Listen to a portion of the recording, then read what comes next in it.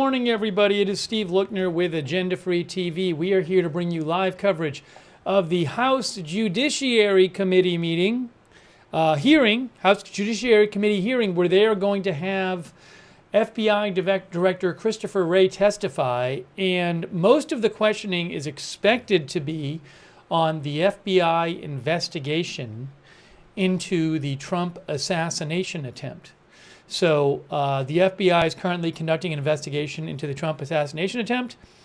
If you remember, a couple days ago when the now resigned Secret Service Director Kimberly Cheadle was testifying in front of a different House committee, she frequently referred the questioners to the FBI investigation. Well, the FBI director is testifying today in front of the House Judiciary Committee.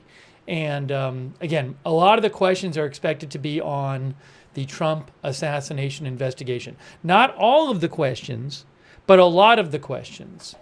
So I don't know if we'll get any new details, significant details today about the investigation. We'll have to see. I'm sure there'll be questions about that investigation, but we are going to bring you live coverage. We are actually doing three streams today, at least, because we're going to be covering the Netanyahu address to Congress. That's at 2 p.m. Eastern. And then we're going to be covering Biden's address to the nation at 8 p.m. Eastern. So we have a busy day coming up here at Agenda Free TV. I appreciate you guys being with us. We're going to take your comments and questions on the air. So let me know what your thoughts are on this. And also you can write to me on X, at Lookner on X is where you can reach me. And hey, let's thank our moderators who are with us right now. I really appreciate our moderators for being with us here this morning. Linda Belk and Larry moderate for us on X, by the way. Oh, thanks also to, and RJ is here. Thanks, RJ, and thanks to Mitchell Pilot for becoming a member. And let's see here. Thanks to our Twitch moderators. Papa Bear is over there right now. Thanks, Papa Bear. And thanks to our Facebook moderators as well. I'm going to show you the event page for this so you guys can see what they say about it. Hang on a moment. One moment here. Thanks to Leanne Ticknor, our subscriber, and Carlos Polanco watching over there on Facebook. And thanks, Mabel Quintanilla, for your support. Thank you, Mabel Quintanilla. I appreciate that. So check this out, guys. Check it out. Look. Like here. See, it says Oversight of the Federal Bureau of Investigation, House Judiciary Committee. Today, 10 a.m. The House Judiciary Committee will hold a hearing today at 10 a.m. The hearing, Oversight of the Federal Bureau of Investigation, will examine the FBI's investigation into the assassination attempt against former President Trump and the ongoing politicization of the nation's preeminent law enforcement agency under the director of FBI Director Christopher Wray and Attorney General Merrick Garland. So the reason we're covering this is because of the focus on, the reason we're covering this is the focus on the FBI, the questioning about the FBI's investigation to the assassination attempt against former President Trump. So, again, there will be some other questions about other things in this hearing. And this hearing was actually on the schedule before, as my understanding is that this hearing was on the schedule before the assassination attempt. But once the assassination attempt happened, the focus of this hearing shifted to the FBI investigation into the assassination attempt. And you can see, it says, witness the Honorable Christopher Wray, Director, Federal Bureau of Investigation.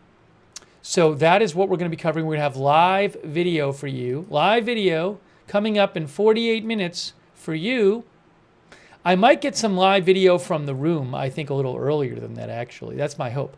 My hope is to, earlier than that, have live video from the room.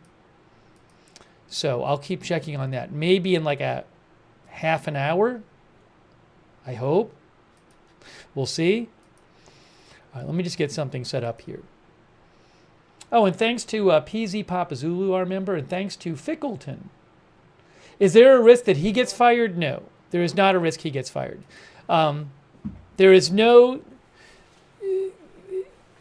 The FBI was not, for a couple reasons. First of all, mainly, the FBI was not in charge of security.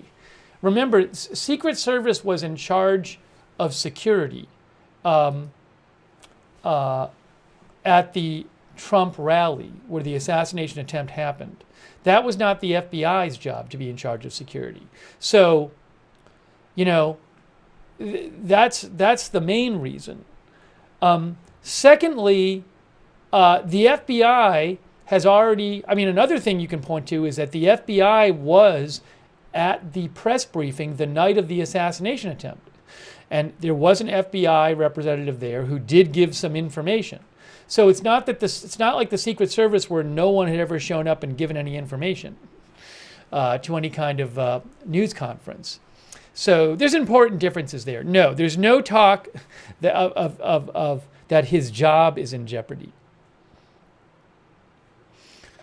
But we will see what happens in the meeting and if he in hearing and if he gives any more details on the investigation. We'll have to just see. I don't know if he will. But he's going to get asked a lot about it.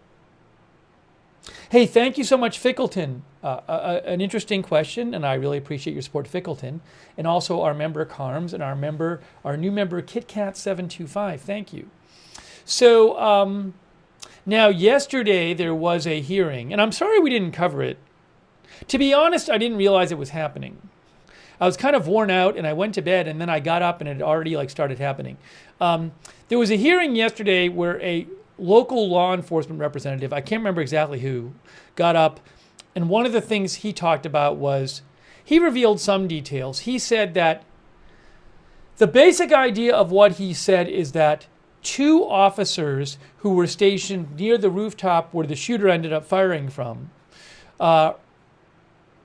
shortly before the shooter got up there and started firing, those officers who may have had a view of the rooftop actually left their post to go look for the shooter, to go look for the suspicious person. Ironically, because by leaving their post to look for him, they might have made it so that they couldn't see him when he got up there, because they might have had a view of him if they had just stayed where they were. So anyways, there were it didn't answer all the questions. There was a lot that left unanswered. You can find that hearing. I'm guessing if you go look for Homeland Security hearing, that's what it was. It was the Homeland Security Committee hearing. I think. Maybe I'm wrong. Is that what it was? That's what I thought it was. Yeah, the House Homeland Security hearing. So I'm sorry we didn't cover that. I'm guessing a bunch of you watched it. Tam thinks we will learn nothing during this testimony. Will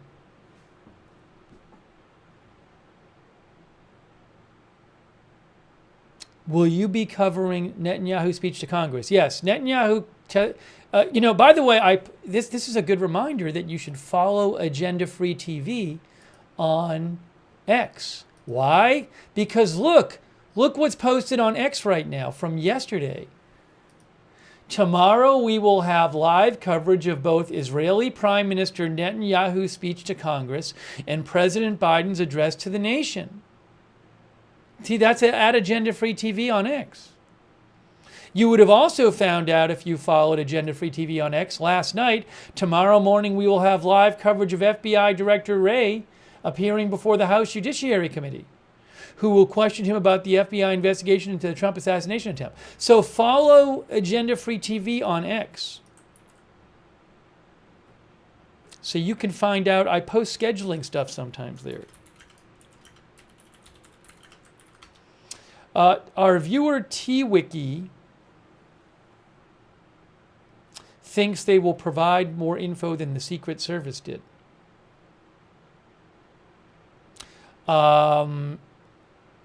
regarding if there's big protests and I have footage of it, those are both ifs, then maybe before Netanyahu speaks, we'll show some of that. I'll just have to see how things play out.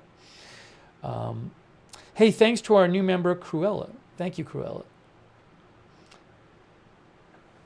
Let's see here.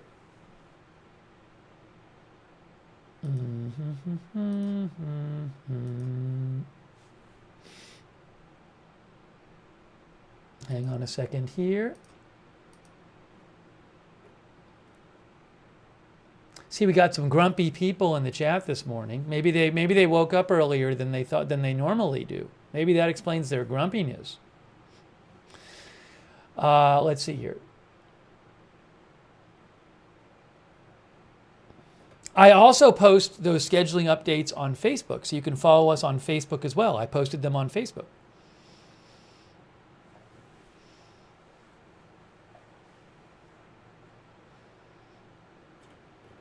Our viewer, Raul Alfred, says FBI can't comment. You know, maybe we'll do a poll. We're going to do a poll. And the poll is going to say,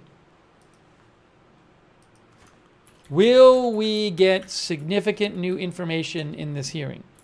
New information about the assassination attempt.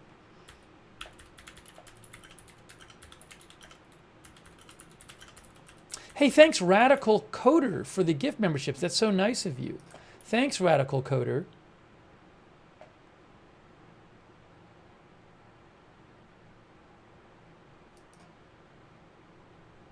I just posted a poll. Oh, did it not work? Oh no, the poll worked. I'm posting the poll right now. Will we get significant new information in this hearing?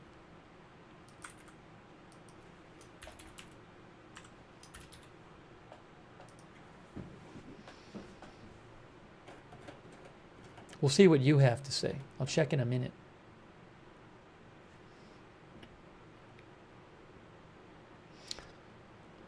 Let's see. I'm going to show you right now. I'm going to show you right now. Let me get it up on the screen here so you can see it.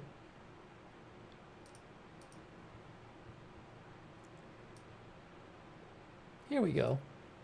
Here we go. Okay, so our YouTube viewers are starting to vote. Here's what they have to say. Will we get significant new info in this hearing? YouTube viewers, 76% say no. 24% say yes. Pessimistic over there on YouTube. Hey, thanks so much, Rob Van Roy, for the gift membership. Rob watching us from the Netherlands. Thanks, Rob. I appreciate that. Let's see what our Twitch viewers have to say about all of this.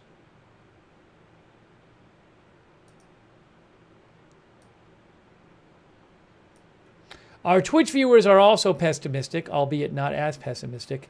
60% of the Twitch viewers say no, 40% say yes. Wow, A to Z, that's so nice of you. Hey, A to Z, that's very kind of you. I really appreciate it. Thank you, A to Z, for your support. Thank you.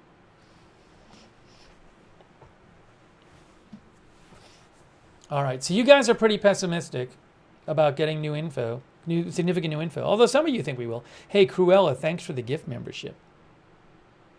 Thanks to Blue Pip for resubscribing on Twitch, too. Celeste says, same as always is, I can't comment on an ongoing investigation.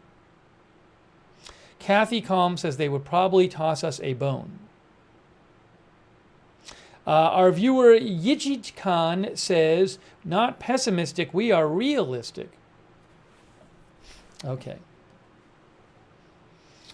All right. So now the Twitch poll is over. I'm going to end the YouTube poll. Thank you guys for voting. Thanks for voting. So this hearing starts in 38 minutes. I am hoping before that to start getting a feed from the room. So we're going to have live video coming up for you guys. Live video. I am excited for the live video. Speaking of which, let me just do something here real quick. Let me just do something. Get something set up here.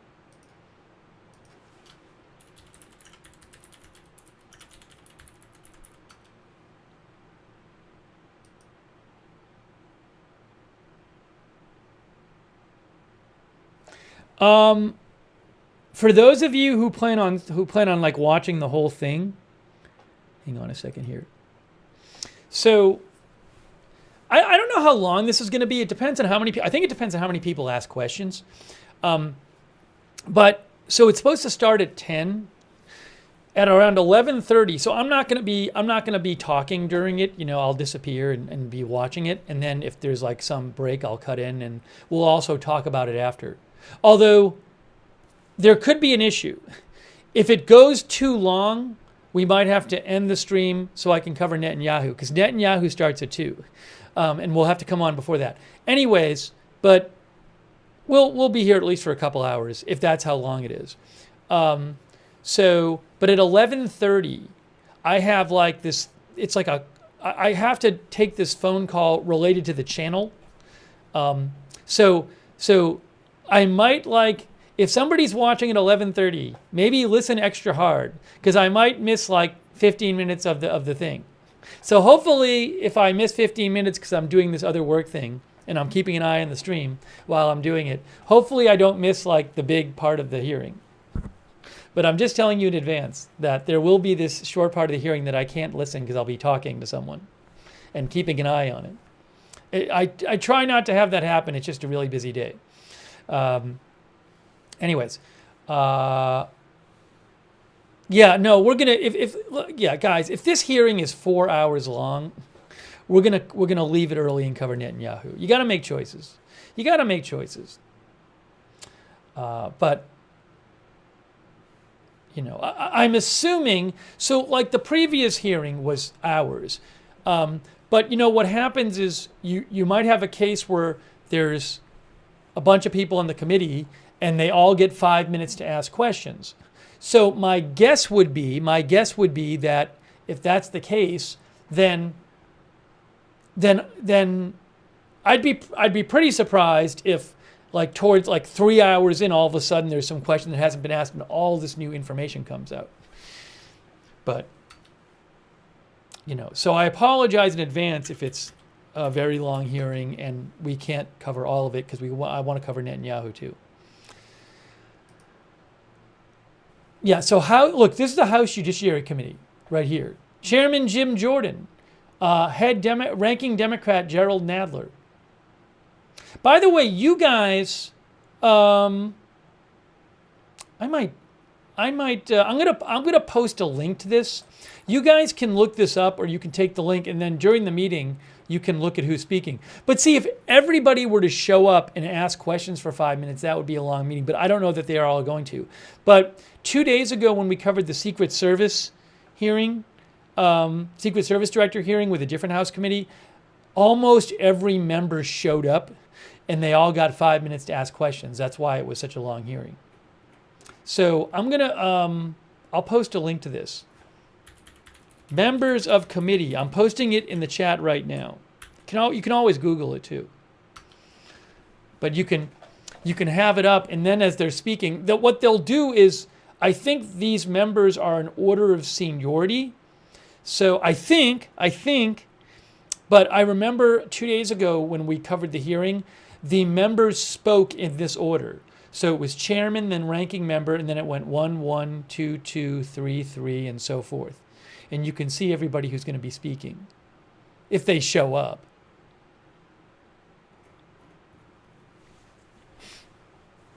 But it's just House Judiciary Committee membership. Professor Hugh Axton thinks every Republican will show up. Oh, thanks to Cruella. Hey, Cruella, that's really nice of you. Thank you. And thanks to M2TO Creations, our member. Oh, Debbie. Hey, Debbie James. Wow, she gave a bunch of people memberships. Thanks so much. It's very kind of you, Debbie James. Thanks for all the gift memberships. Debbie James. Wow. Make sure you thank somebody if they give you a gift membership over there on YouTube. Okay, so again, this starts in 33 minutes. This is a House Judiciary Committee hearing. As you can see, it says, the hearing will examine, first and foremost, the FBI's investigation into the assassination attempt against President Trump. The witness will be FBI Director Christopher Wray. from my understanding, most of the questions are expected to focus on the assassination attempt. As you can see in the description, it says that they will also ask about what they say is the ongoing politicization of the nation's preeminent law enforcement agency under the direction of FBI Director Christopher Wray and Attorney General Merrick Garland. We are not covering this hearing because they're talking about that. We are covering this hearing because they are going to have this focus on the assassination attempt.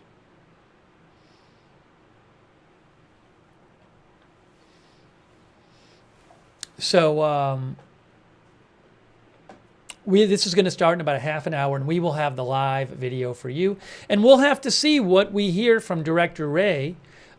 Maybe he'll give some details, guys. Guys, maybe he'll actually be able to answer some questions about the assassination attempt. Maybe knowing what happened a couple days ago with the Secret Service director, where she came in and like wouldn't answer anything, basically. Really not much of anything. I mean, you know what I'm saying. Really refused to answer a lot of questions.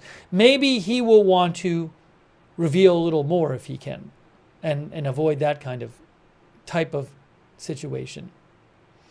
Oh, thank you, Harper Ann.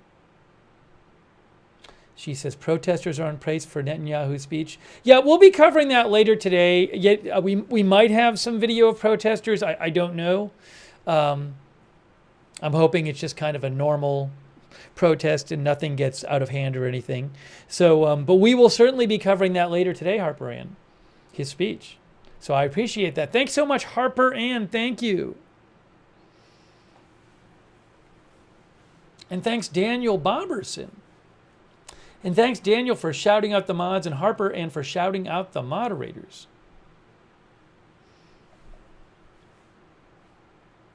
So I'm hoping in about 15 minutes. Last time I got some early video from the room. So I'm hoping to get some early video from the room, like when everybody's gathering there. That would be nice. Maybe as soon as like 15 minutes. Yes, Biden is speaking tonight. We will be covering that as well.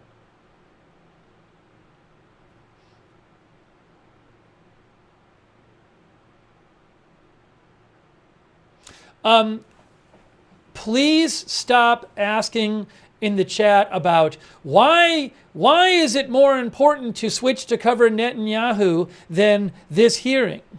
I'm not getting it. This coverage is not a theoretical discussion of agenda-free TV programming choices. If you have complaints about the programming schedule, feel free to message me on @Lookner on X.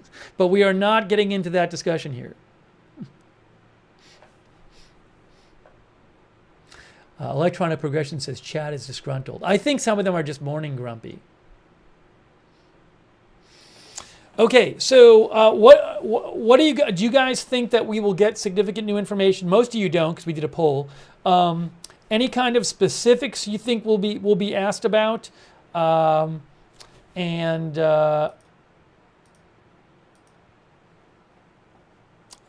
kind of specific details you're looking to get or hear? Any thoughts from you? Give me a shout @Lookner on X. Thanks to Gen X Pat for your support, and also thanks to Kenneth Colton. Thanks so much, Kenneth, and thanks, Kenneth, for shouting out the mods.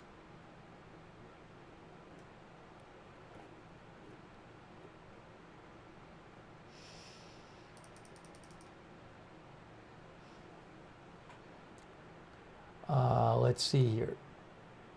Ashley says, I don't think we will get new significant information, but I hope he at least behaves better than the former Secret Service director did. She resigned yesterday.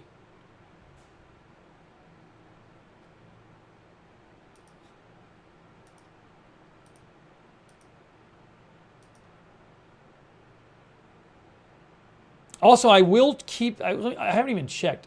I got to just check and make sure there's no big breaking news happening right now.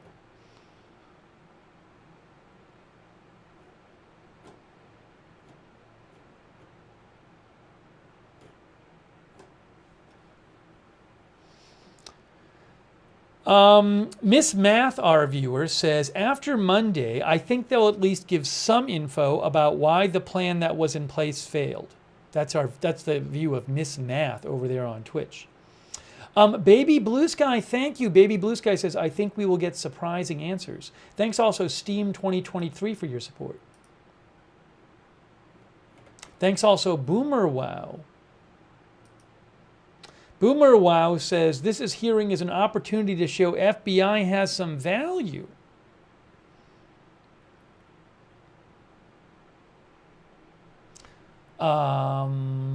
Trump Forever says, we need to know some truth about this whole mess. Sabrina, our viewer, says this could be very telling.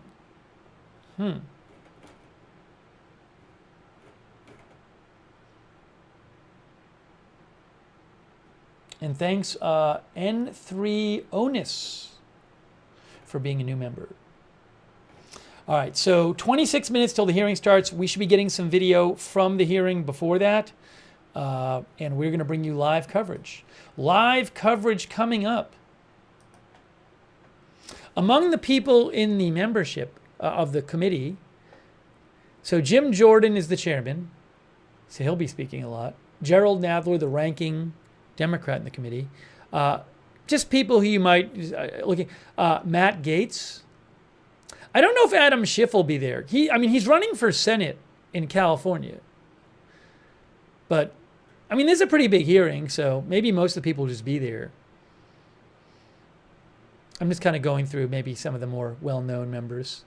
Ted Lieu, Thomas Massey, Cori Bush, Wesley Hunt. Wesley Hunt spoke at the Republican convention, I believe. Thanks so much to our moderators who are here, who are going to be moderating and who are moderating for us right now. Queenful and RJ and Carms over there on YouTube. Moonshine as well. Ruth Krafasi, Sabrina, wow. Thanks to all of our YouTube mods. Linda Belk and Larry on X. Over there on Twitch. Papa Bear and Surly Dev, thank you. And, you know what? I forgot to thank the Facebook mods. Oopsie. I got distracted and forgot before. Charlotte Webb is there. Hey, Charlotte Webb. Thanks for being there.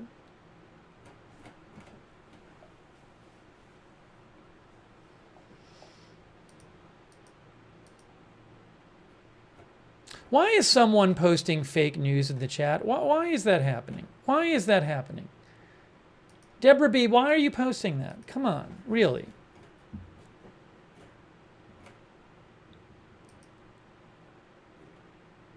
I just don't understand it.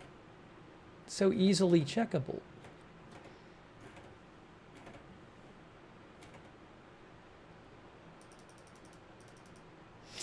B. Blake, our viewer, says, I hope the FBI is more forthcoming with information. Thanks so much, PZ Papa Zulu, for the gift membership. So nice of you, PZ Papa Zulu. Thank you. All right, so taking some of your comments here, some of your predictions, FBI Director Christopher Wray is going to be asked about the FBI investigation into the shooting. Remember a couple days ago when the former Secret Service director who resigned yesterday was being questioned by a different House committee. Frequently, she said that she needed to wait. She was waiting on answers from the FBI investigation and refused to give more information.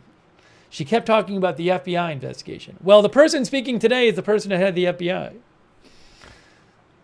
By the way, I don't think this is very insightful, but my guess is if they ask the FBI director, when they ask the FBI director questions about the investigation, if he doesn't if he's not willing to offer information yet, I think people might say look, we had the Secret Service director here in the House in a different committee, and she kept telling us talk to the FBI or wait for the FBI investigation.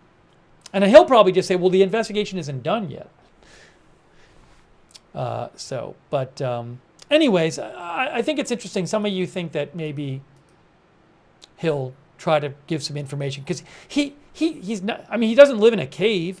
He knows what happened a couple days ago, so maybe he'll come with some sort of preliminary information. He could say, "Well, this is preliminary information. We're still investigating, but here are some things."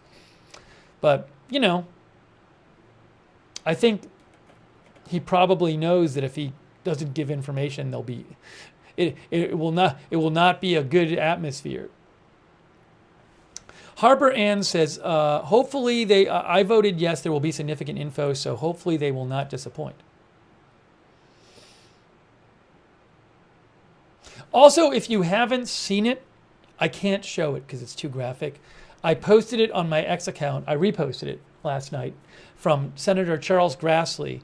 A roughly 3-minute video came out from shortly after.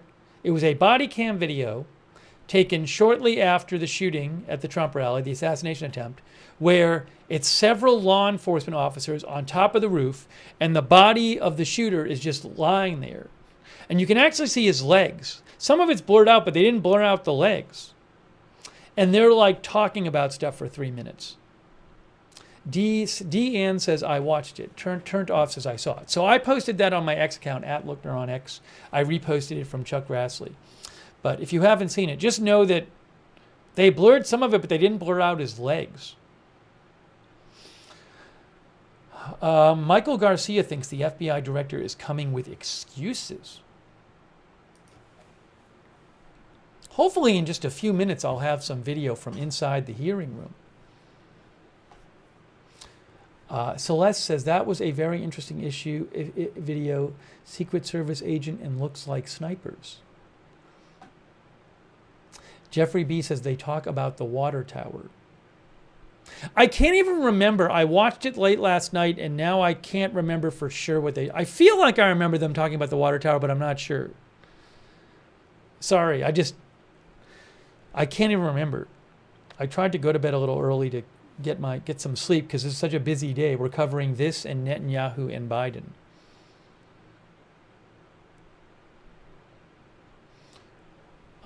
Let's see here.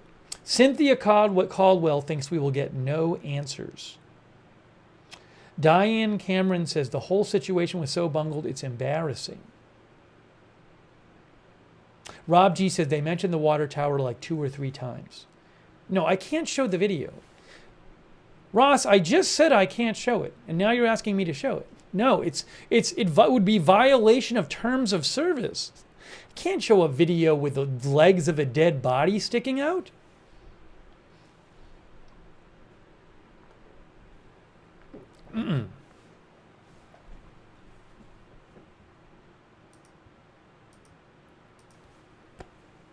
Okay, I am hoping in 5 minutes to get some video from inside the room.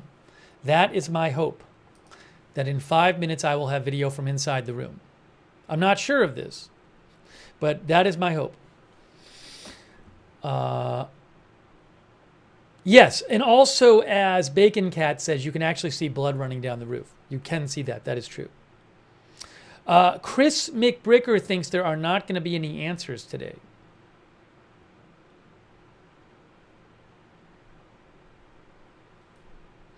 Dude says the video is everywhere on YouTube. Well, that's great news for you. Then there's lots of places for you to go watch it. Hey, congratulations. That's awesome. I'm really happy for you. So many grumpy people this morning. Man, oh man.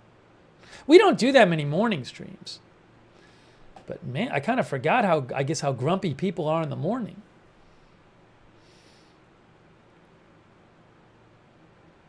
You can show it on your channel. You can create a YouTube channel and then you can show it. It's up to you. You do what you want on your channel. Hey, thanks so much to Kristen Gates for your support. I really appreciate that, Kristen Gates. Thank you. Also, Kenneth Colton. Thanks, Kenneth. That's very nice of you. Kenneth says, I accidentally saw photos of the dead shooter. Very graphic. There was no warning or anything, just all these graphic photos. Yes, those are floating around and they are quite graphic. I wouldn't go, if you don't want to see them, I wouldn't go searching for them because they are very graphic. Thank you, Kenneth. Rebecca Bach says people didn't have their coffee yet. D thinks we will never get answers from the administration. Well, I do think eventually. I mean, there will be the secrets. The FBI report will be done. Now, the Secret Service director said they expected the report would be finished in like 60 days. But there will be a report that comes out. Also, I mean, like, the House itself is creating its own commission to look into this. So I believe there's several different bodies investigating this. So, I mean, eventually you will have more information coming out from these various investigations. It would be nice if more came out soon. I think the American people want answers. Jess says, hopefully this hearing is more interesting than yesterday's. There was one speaker yesterday, a local law enforcement officer, who gave some new details. I'm sorry we didn't cover that. Let's see. All right, you can write to me on X @Lookner with your comments. Oops, I want to keep this on the air. Do this. There we go.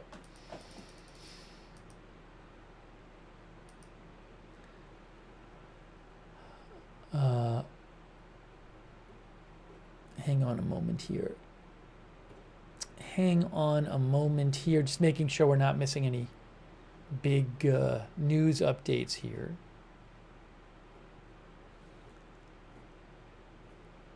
The Netanyahu speech to Congress is at 2 p.m. and Biden's address to the nation is at 8 p.m. That's Eastern time. Thank you, Schrader, for your kind words. All right. Maybe in a couple minutes, we might have footage from the room. So I keep looking over there to see if I get the footage from the room. But in a couple minutes, we might start getting footage from the room. That is my hope for you. There is a Trump rally. I don't have footage of that. As of right now, I don't have any footage I can use of the Trump rally. It's the same reason I couldn't cover Kamala Harris. That footage, I don't own the rights to it, and sometimes the footage I pay for sometimes the news agencies that I pay money to get live footage, sometimes they have footage of these events, but sometimes they don't. So I don't have footage I have the rights to for the Trump rally today. Crispy Dandy, thanks for your support. He says, do you think they waited to show the body cam footage until after Cheeto resigned? Well, the only clip of the body cam footage I saw was a 3-minute clip.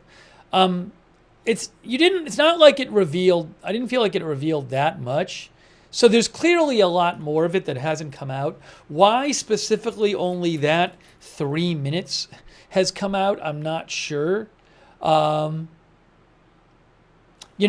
Chuck Grassley said that video was obtained from local police in compliance with congressional requests. So again, why only that video has been released so far? Maybe the government, maybe more has been obtained that they haven't wanted to release.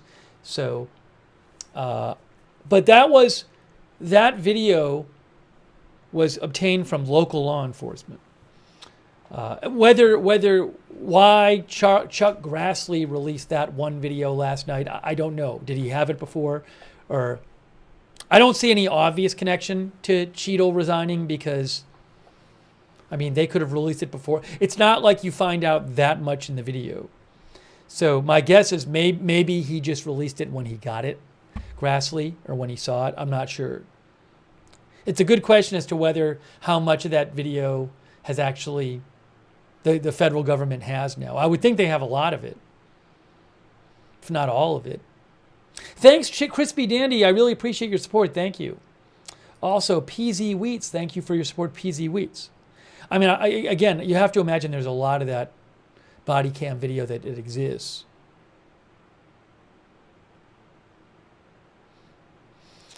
Okay, 13 minutes till the hearing. I don't have any moment now. Oh, hold on. Any moment now, I'm supposed to get footage from inside the room.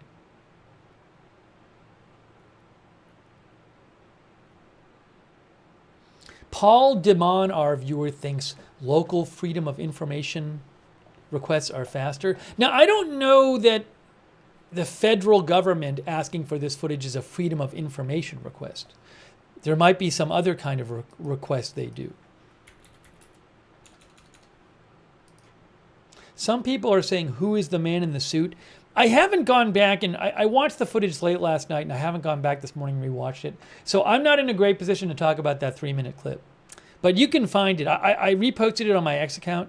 But I'm sorry, I'm not. I know there's interesting questions about that 3-minute body cam clip. I'm not in a good position to say anything about it. Let's see here. Let's take some more comments from you. What are you guys' predictions for the hearing? FBI Director Wray will be talking to the House Judiciary Committee. Is expected to be questioned a lot about the Trump assassination attempt and the FBI investigation that they're currently conducting into it. It's going to start in 12 minutes. We are bringing you live coverage. We'll have live video. Some of our viewers saying he's an ATF agent. The person, I guess a person in the video. Again, I haven't rewatched the video this morning. So, Chris N., our viewer, thinks things will get heated. That's what Chris N. thinks. Ultra Maga thinks he is not going to give any answers. Our viewer, Jesse's Girl, says not much new, but hopefully more information. X-Pager says, I'm going to guess he can't answer questions due to an ongoing investigation. Oh, thanks to Baby Blue Sky for the gift memberships. Wow. So nice of you, Baby Blue Sky. Thank you. I still don't have the footage from inside the room yet. Waiting for that. Any moment now, hopefully, I'll get some footage for them setting up for the hearing. Our viewer, You're Bugging Me Today, says the usual huffing and puffing.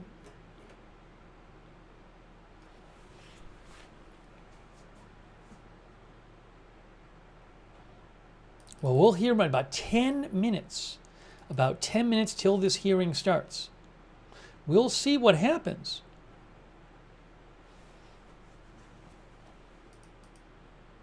Who knows? Maybe you'll be surprised. Maybe those of you who are pessimistic will be surprised, and there will be some significant new details that come out.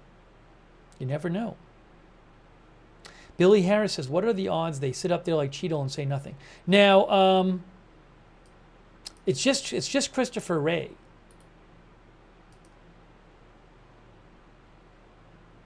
It's just him. All right, 10 minutes. We're just about at 10 minutes from the testimony. Brian Knight thinks we won't get any truth. Kenneth Colton says, maybe we will get some new info. You never know.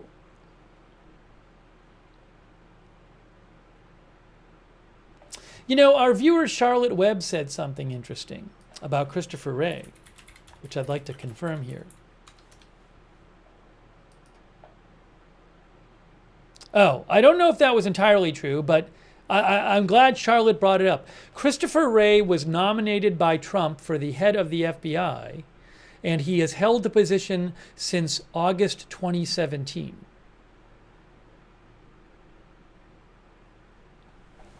That is from the Wikipedia page.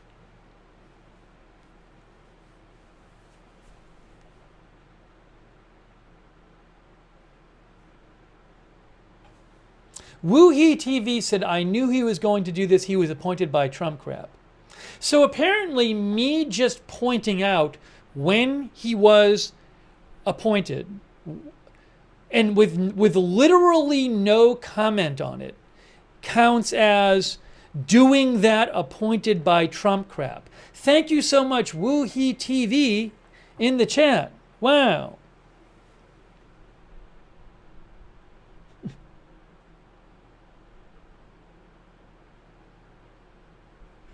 Oh, I have the footage, by the way. I know where the footage is. I'm trying. I need to just. I'm waiting to get. I have a couple different sources here.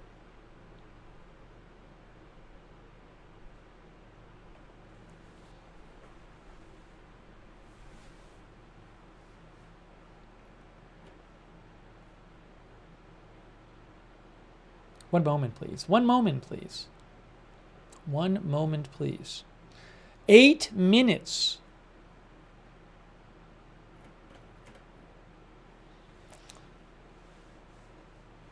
John Gray thinks the hearings are grandstanding. The members were briefed days before.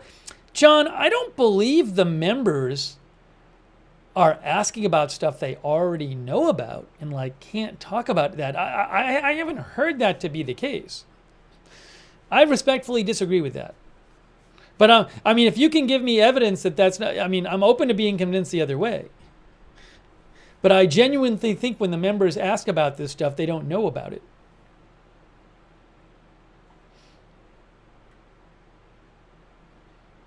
Thank you to Rachel Napstein, our new member. Thanks, Rachel. All right, 7 minutes until the hearing starts. I'm sorry, I thought I would have some video from inside the room. Oh, hold on. No, they don't have it yet. So Reuters last time, 2 days ago, they had footage from inside the room beforehand, but they have not gone live on their stream yet. Thanks, Joe South Oz, our member too. All right, well, very shortly, this thing is going to start, and we're going to have live video for you. Yeah, I can only use the video I have access to. I mean, I have a couple different sources, but Reuters should have some video from inside there. But they have not gone live on their stream yet.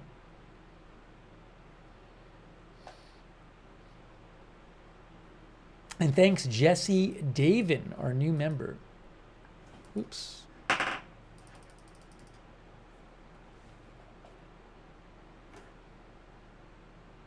Well, it is coming up. It is coming up. Any more predictions from you guys about the hearing? You have 6 minutes to make predictions.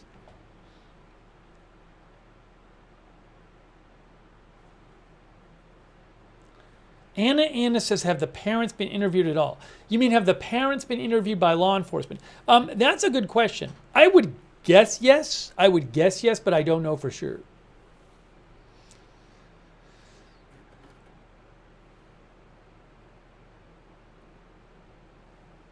About 5.5 minutes.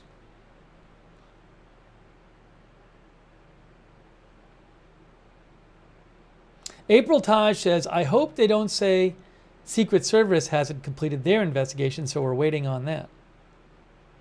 Robert Allen thinks Wray won't answer any questions. Yeah, PZ Papazulu says, supposedly the parents have been cooperating. I saw some report in the press that claimed the parents had been cooperating, but I don't remember where I saw that. I don't think it was like an official government statement or anything. But who knows? I don't know. I don't remember. Less than 5 minutes till this hearing starts. Reuters has still not gone live from inside the room. Unfortunately. But I actually have the House Committee, the actual feed from the House Committee. So they haven't gone live either. Oh, thanks to Blueberry, who says, I'm not a morning person at all, but I appreciate your lives anytime. That's so nice of you, Blueberry. Hey, thank you. Really nice of you. I am waiting just like you guys. I want to see the hearing. About 4 minutes till the hearing starts.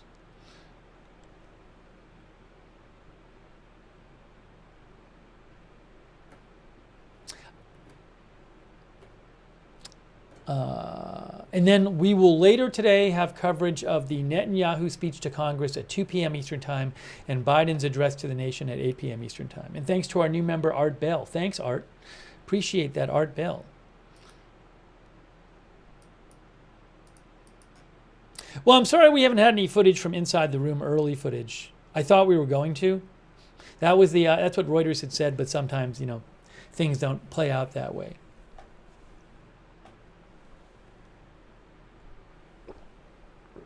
All right, about 3.5 minutes till this is supposed to start.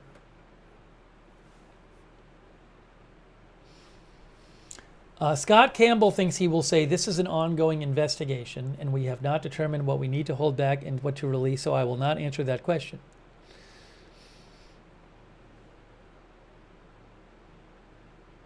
Do the committee members get to speak with the FBI director before the actual hearing? I guess there's nothing in theory stopping that outside the House. I don't believe that they like meet with him before the hearing, though. But I don't know. I mean, I don't know what who they talk with on their own time. So I can't tell you if they've talked to each other. Thanks, World, for your support. Thank you, World. So nice of you.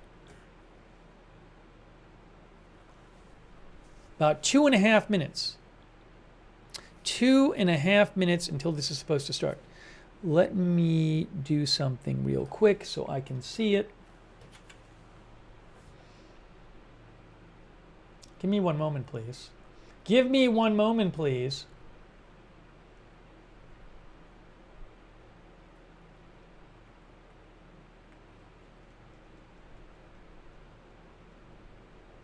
Yeah, there's people in the room. I don't know why Reuters normally would have been live by now. I mean, I have multiple feeds.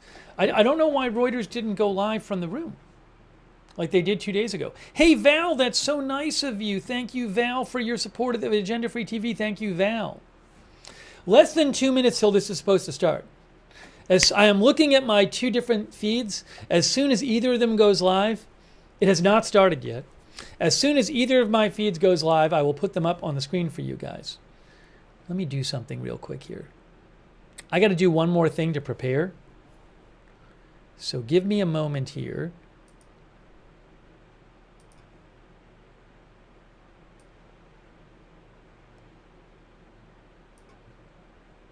Here is one of the feeds. I can show you one of the feeds.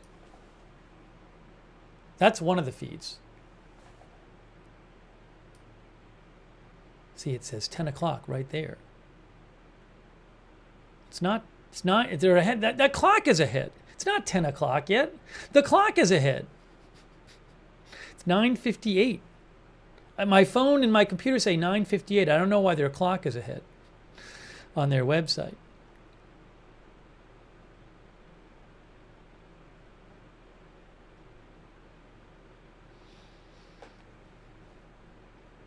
This feed will go live right when it starts.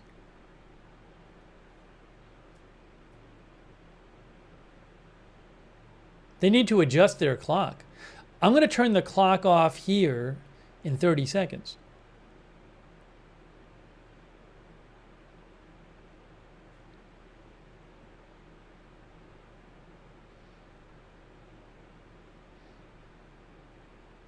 But that's the live House Committee feed right there.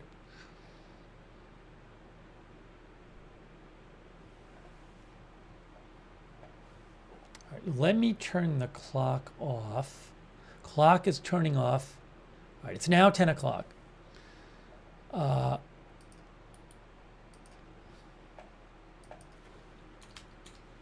Start soon. At any moment. At any moment now, we're going to go live. Oops. Let me fix the headline. I messed up the headline.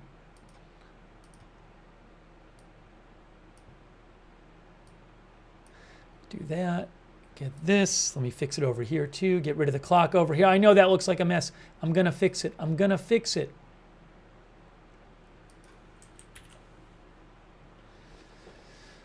Okay, here we go. Oh, Reuters updated their time code thing, their start time to 10, which is now. All right, that's something. When it goes live, I'll make it full screen. I mean, I'll extend it out to the right. Any moment now, guys, it's going to start.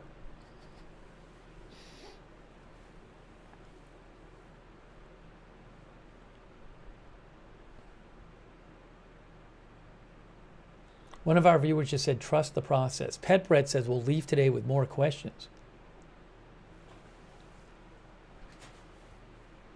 Sarah Emerald says, Ray will give 0 answers. Juice Luva is pumped for the hearing. FBI Director Wray is going to be asked questions about the FBI investigation into the Trump assassination attempt. There may be some questions about some other things too, but the questions are expected to focus on the assassination attempt investigation. Colleen Typon says, I hope something will be answered.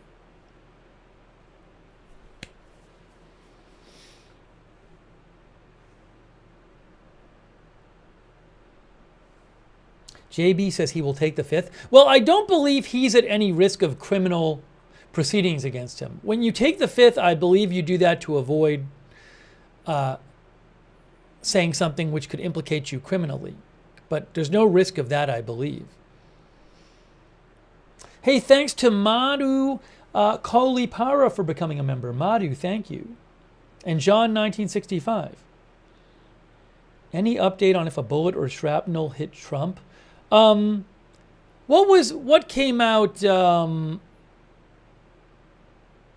I mean, I don't know that there's been official pronunciation from the Secret Service on it or anything, or the FBI. I mean, Ronnie Jackson, who is who's a doctor who works with Trump, although I don't know if he has a current license, but he did give him some treatment after. He says it was a bullet.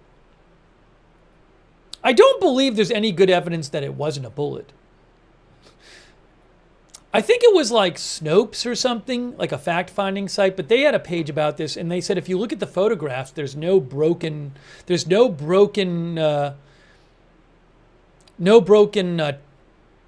prompters or anything. Oh, hold on, here we go. Look, we got it. All right, let me get the volume up. Hold on, getting the volume up right now. Chair now recognizes the gentleman from Wisconsin to lead us all in the Pledge of Allegiance. Allegiance to the flag of the United States of America, and to the republic for which it stands, one nation, under God, indivisible, with liberty and justice for all.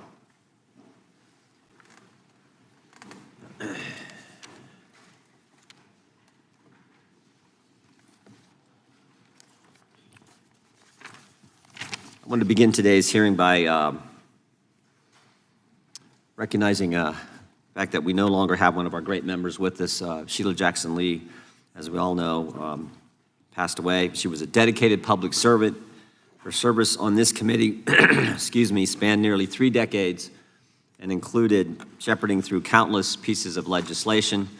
I said yesterday at subcommittee hearing that I don't know that there was any member of Congress who got more out of 5 minutes than Sheila Jackson Lee did. And she was just a pleasant spirit who we all enjoyed. And we're thinking about her family. We all certainly will miss Sheila. I yield to the ranking member for comments. Thank you, Mr. Chairman. Mr. Chairman, this room and our hearts feel a little emptier today as we mourn the loss of our dear friend and colleague, Sheila Jackson Lee. In the nearly 30 years that I served with Sheila on the Judiciary Committee, I witnessed her boundless energy, her courage, and her character as she lent her voice and her legislative talents to nearly every issue that came before this committee. Whether it was advocating for just and humane immigration reform, working to protect voting rights and preserve our civil liberties, or delving into the technical details of administrative law and intellectual property, Sheila was always at the forefront of our work. Sheila made perhaps her greatest mark serving as the chair and later ranking member of the Crime Subcommittee. In this role, she worked in a bipartisan fashion to reauthorize the Violence Against Women Act and to protect victims of trafficking, among many other successes. She was also a leader on such issues as sentencing reform, gun safety, police accountability, and racial justice.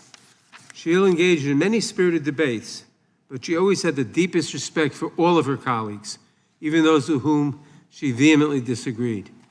And she deeply loved the institution of Congress, and particularly the Judiciary Committee, because it gave her a platform to make a meaningful impact on the lives of millions of Americans. If Sheila took up a cause, she could be relentless in her determination to see it through, whether that meant making one extra phone call, going to one more meeting, offering one more amendment, or making one more speech. She would not rest until she thought she had done everything she could to fight for the issues she cared about. Through it all, she stayed true to her values and always had the people of Houston close to her heart. We are all better for having known her. The American people are better for having had her in their corner all these years. I will deeply miss my friend and colleague. May her memory be a blessing. I yield back. I want to thank the ranking member. Well said. Now, Chair now recognizes himself for an opening statement. July 13th was a terrible day for America. We all agree spirited debate, fighting for what you believe in, are part of what makes this country the greatest nation in the world. But the First Amendment and robust political debate are not consistent in any way with violence. What happened in Butler, Pennsylvania was a tragedy that took the life of a good man, Corey Compertor, leaving a wife without a husband and 2 daughters without a father. Others were injured, and of course, former President Trump, by the grace of God, survived the assassination attempt. There are a lot of unanswered questions about the security failures that day, questions about decisions made before the rally, questions about actions during the rally, and questions about statements made after the event concluded. Prior to the rally, why was the president's security detail denied requests for extra resources? Why weren't all the buildings secured? There were a finite number of buildings that needed to be secured. Why wasn't that done? Why was the president allowed to walk out on the stage when there was a suspicious person on the property? During the rally, what exactly happened between 6:09 and 6:14, those critical 5 minutes? We know from briefings from the director and the deputy director at the FBI and other information we've gathered that at 6:09, the shooter was identified on the roof. At 6:10, the counter sniper was notified. Counter sniper teams were notified about the shooter. 6:11, the shooter fired several shots, injuring and killing one person, injuring others. At 6:12, the counter sniper took down the shooter, and at 6:14, President Trump was escorted off the stage by Secret Service agents. We need to know what happened play by play, moment by moment, second by second, the communications that took place, again, during that critical 5 minutes. And then finally, after the rally, why did both the Secret Service and Secretary of Homeland Security, Mayorkas, lie to the American people? July 14th, the day after the attack, Secret Service spokesman Anthony Guglielmi said this, quote, "The assertion that a member of the former president's security team requested additional security resources that the U.S. Secret Service or the Department of Homeland Security rebuffed is absolutely false." The next day, Secretary Mayorkas said, "That is an unequivocally false assertion. We had not received any requests for additional security measures that were rebuffed." But 5 days later, top officials repeatedly rejected requests from Donald Trump's security detail for more personnel. And on the 21st of July, the New York Times, confirming what the Washington Post reported, said, quote, "Mr. Guglielmi acknowledged that the Secret Service had turned down requests for additional federal security assets for Mr. Trump's detail." 180-degree change. Why did they initially lie to us in the days after the attack in Pennsylvania? Finally, we hope to learn more today from Director Wray about the shooter, his use of the drone, the explosives that were in his car, how he got on the roof, and a host of other questions. It is our hope that Director Wray's testimony can begin to give answers to the American people about all of these questions and concerns. So, Director, we appreciate you being here, and we trust that you're going to be as transparent with the committee and the country as you possibly can. And I'm sure you understand that a significant portion of the country has a healthy skepticism regarding the FBI's ability to conduct a fair, honest, open, and transparent investigation. And that skepticism is based on what they've witnessed over the past several years. The American people have seen a Biden-Harris Justice Department that can't tell us who planted the pipe bombs on January 6th, that can't tell us who leaked the Dobbs opinion, and that can't tell us who put cocaine at the White House. A Biden-Harris Justice Department who raided President Trump's home, Biden-Harris Justice Department who worked with social media companies to censor Americans, Biden-Harris Justice Department who let the country believe that the Hunter Biden laptop was misinformation when they knew at the time it was authentic, and maybe most importantly, a Biden-Harris Justice Department who retaliated against whistleblowers who came to this committee and spoke to us about these issues. Last week, we sent you 12 questions about what occurred on July 13th. We expect you to answer those questions and the others that I've just outlined. And again, we thank you for being here today and appreciate your willingness to answer the questions that the committee is going to have. And with that, I would yield to the ranking member for an opening statement. Thank you, Mr. Chairman. Mr. Chairman, 2 weeks ago, our country witnessed a shocking assassination attempt on a presidential candidate. Now, I disagree with Donald Trump in almost every policy area imaginable. I am frequently shocked and outraged at the plans he has for our country and the words that come out of his mouth. And I have dedicated much of the last 8 years to fighting his agenda. But regardless of my strong feelings about Donald Trump's behavior, I unequivocally and unabashedly condemn with every fiber of my being the attempt against his life. This was not just an attack on a man, but an attack on our democracy. Political violence erodes the very foundations of our nation. The concepts of freedom of speech, of peaceful transitions of power, of a democratic government at its core, these cannot exist if political violence is allowed to fester and to go unchecked. And if you think that this one assassin's bullet was a bolt out of the blue and not part of a wave of violence that has threatened this nation for years, then you have missed the point of what my Democratic colleagues and I have been imploring you to hear for some time. Election workers, many of them working for free, face near constant threats of violence. In one recent instance, an Indiana man pleaded guilty to threatening to kill an election worker who said that there were no irregularities in a recent election. That man said, quote, 10 million plus patriots will surround you when you least expect it and will expletive kill you, close quote. That is political violence.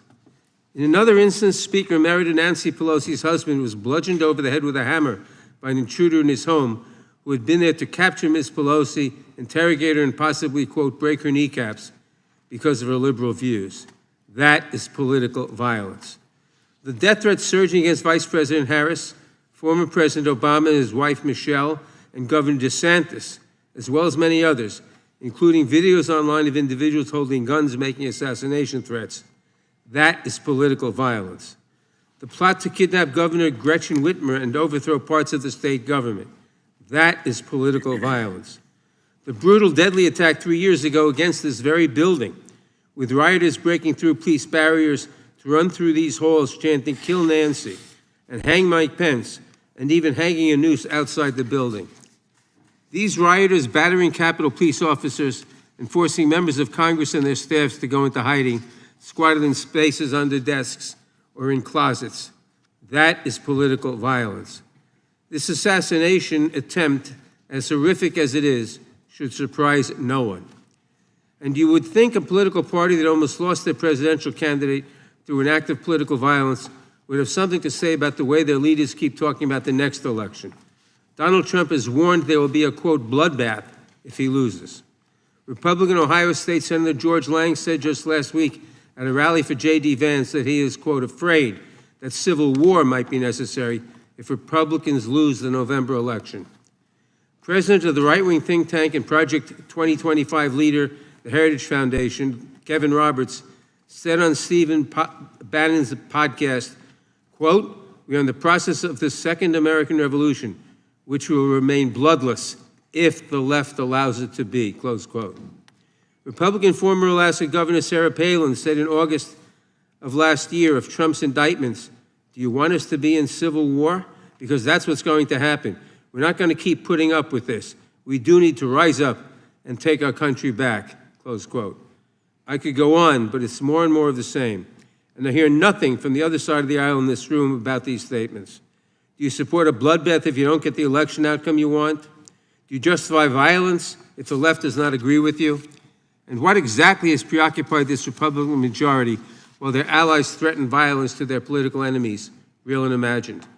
We have chased down baseless conspiracy theories designed solely to influence the 2024 election in favor of Donald Trump. We have spent millions of dollars and thousands of hours of staff time in more than 100 transcribed interviews chasing false accusations against President Biden, supporting an impeachment effort that seemed designed to fail, and hunting for a smoking gun that simply does not exist. And instead of admitting that these investigations found no corruption, coercion, or unethical behavior by the Biden administration, Republicans chose to just dig deeper and spend more money. Imagine what could have happened if we had spent these thousands of hours of staff time and those millions of taxpayer dollars addressing even one aspect of the political violence that now threatens our country. Perhaps, had this Republican majority lifted a finger to help a nation that is awash in guns, the assassin in Butler would not have had such easy access to the weapon he used to fire on that crowd. Director Wray, your agency is responsible for addressing some of the most serious issues of our time. The Bureau fights gun violence, which claims the lives of 40,000 Americans every year.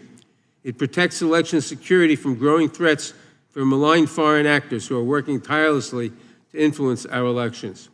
It protects against domestic terrorists and violent extremists who have been a growing threat in recent years and have carried out horrific mass shootings and deadly events around the country. And so much more. I apologize to you, Director, that instead of supporting you in these missions in the 118th Congress, some of my colleagues have instead hindered your work, maligned your agents, and called to abolish and defund your agency, all for political gain. It is despicable, especially from the party that claims to, quote, back the blue. And I know that you and your many agents and employees have paid the price for these baseless attacks. I know you have faced a barrage of threats, distrust, and vitriol from the public as a result of these wild, politically driven conspiracies. I know it has become even more dangerous and difficult for you to come to work each day. I may not agree with you on everything, but I sincerely thank you and every employee in your agency who continues to protect our country. The FBI is vital to keeping America safe, and I pray that today we can focus on the real, substantive work of the agency. It is the least we owe our country in these times. I yield back. Gentleman yields back. Without objection, all other opening statements will be included in the record. We will now introduce today's witness. The Honorable Christopher Wray has been the Director of the FBI since 2017. He previously served as the Assistant Attorney General for the Criminal Division of the Department of Justice, the Principal Associate Deputy Attorney General, and Associate Deputy Attorney General, and as Assistant U.S. Attorney for the Northern District of Georgia. Again, Director Wray, you've been here many times. We appreciate you being here today, and look forward to your testimony and answering our questions. We will begin by swearing you in. Would you please rise and raise your right hand? Do you swear or affirm under penalty of perjury that the testimony you're about to give is true and correct to the best of your knowledge, information, and belief, so help you God? Let the record let the record reflect that the witness has answered in the affirmative. Thank you, and please be seated. We have votes coming in about 10 minutes, but we definitely want to get through your opening statement as far as we can, and this is going to be an interesting day on Capitol Hill with the Prime Minister of Israel here as well. So, Director Wray, you're recognized for your opening statement. Good morning, Chairman Jordan, Ranking Member Nadler, members of the committee. I want to begin by offering my condolences on the passing of Representative Jackson Lee, who served the people of Texas in this body and on this committee for so long. Thank you all for your support of our efforts to protect the American people and uphold the Constitution. I am proud to be here today representing the 38,000 special agents, intelligence analysts, and professional staff who make up the FBI, men and women who every day work relentlessly to counter the most complex threat environment I've seen in my tenure as FBI Director, and maybe in my entire career in law enforcement. Before I go any further, I also want to acknowledge and offer my deepest condolences to the victims of the horrific assassination attempt in Butler County, to the friends and family of Corey Comparator, who by all accounts lost his life protecting others from danger, to the other victims, two of whom were critically wounded, and of course, to President Trump, former President Trump and his family. As I've said from the beginning, the attempted assassination of the former president was an attack on our democracy and our democratic process, and we will not and do not tolerate political violence of any kind, especially a despicable account of this magnitude. And I want to assure you and the American people that the men and women of the FBI will continue to work tirelessly to get to the bottom of what happened. We are bringing all the resources of the FBI to bear, both criminal and national security. Now, there's a whole lot of work underway and still a lot of work to do, and our understanding of what happened and why will continue to evolve, but we're going to leave no stone unturned. The shooter may be deceased, but the FBI's investigation is very much ongoing. To that point, I also want to acknowledge that I recognize both the congressional and the public interest in this case and the importance of this investigation to the American people. And I understand there are a lot of open questions. So while the investigation is very much ongoing and our assessments of the shooter and his actions continue to evolve, my hope here today is to do my best to provide you with all the information I can, given where we are at this point. I have been saying for some time now that we are living in an elevated threat environment. And tragically, the Butler County assassination attempt is another example, a particularly heinous and very public one, of what I've been talking about. But it also reinforces our need at the FBI and our ongoing commitment to stay focused on the threats, on the mission, and on the people we do the work with and the people we do the work for. Every day, all across this country and indeed around the world, the men and women of the FBI are doing just that, working around the clock to counter the threats we face. Just in the last year, for example, in California, the FBI and our partners targeted an organized crime syndicate responsible for trafficking fentanyl, meth, and cocaine all across North America. We charged the Mexican-based suppliers who brought the drugs into the United States, a network of Canada-based truck drivers who delivered the drugs, and the distributors in the United States who spread the poison into our communities. Staying on threats emanating from the border, I have warned for some time now about the threat that foreign terrorists may seek to exploit our southwest border or some other port of entry to advance a plot against Americans. Just last month, for instance, the Bureau and our Joint Terrorism Task Forces worked with ICE in multiple cities across the country as several individuals with suspected international terrorist ties were arrested using ICE's immigration authorities. Leading up to those arrests, hundreds of FBI employees dedicated countless hours to understand the threat and identify additional individuals of concern. Now, the physical security of the border is, of course, not in the FBI's lane, but as the threat has escalated, we're working with our partners in law enforcement and the intelligence community to find and stop foreign terrorists who would harm Americans and our interests. As concerning as the known or suspected terrorists encountered at the border are, perhaps even more concerning are those we do not yet know about because they provided fake documents or because we didn't have information connecting them to terrorism at the time they arrived in the United States.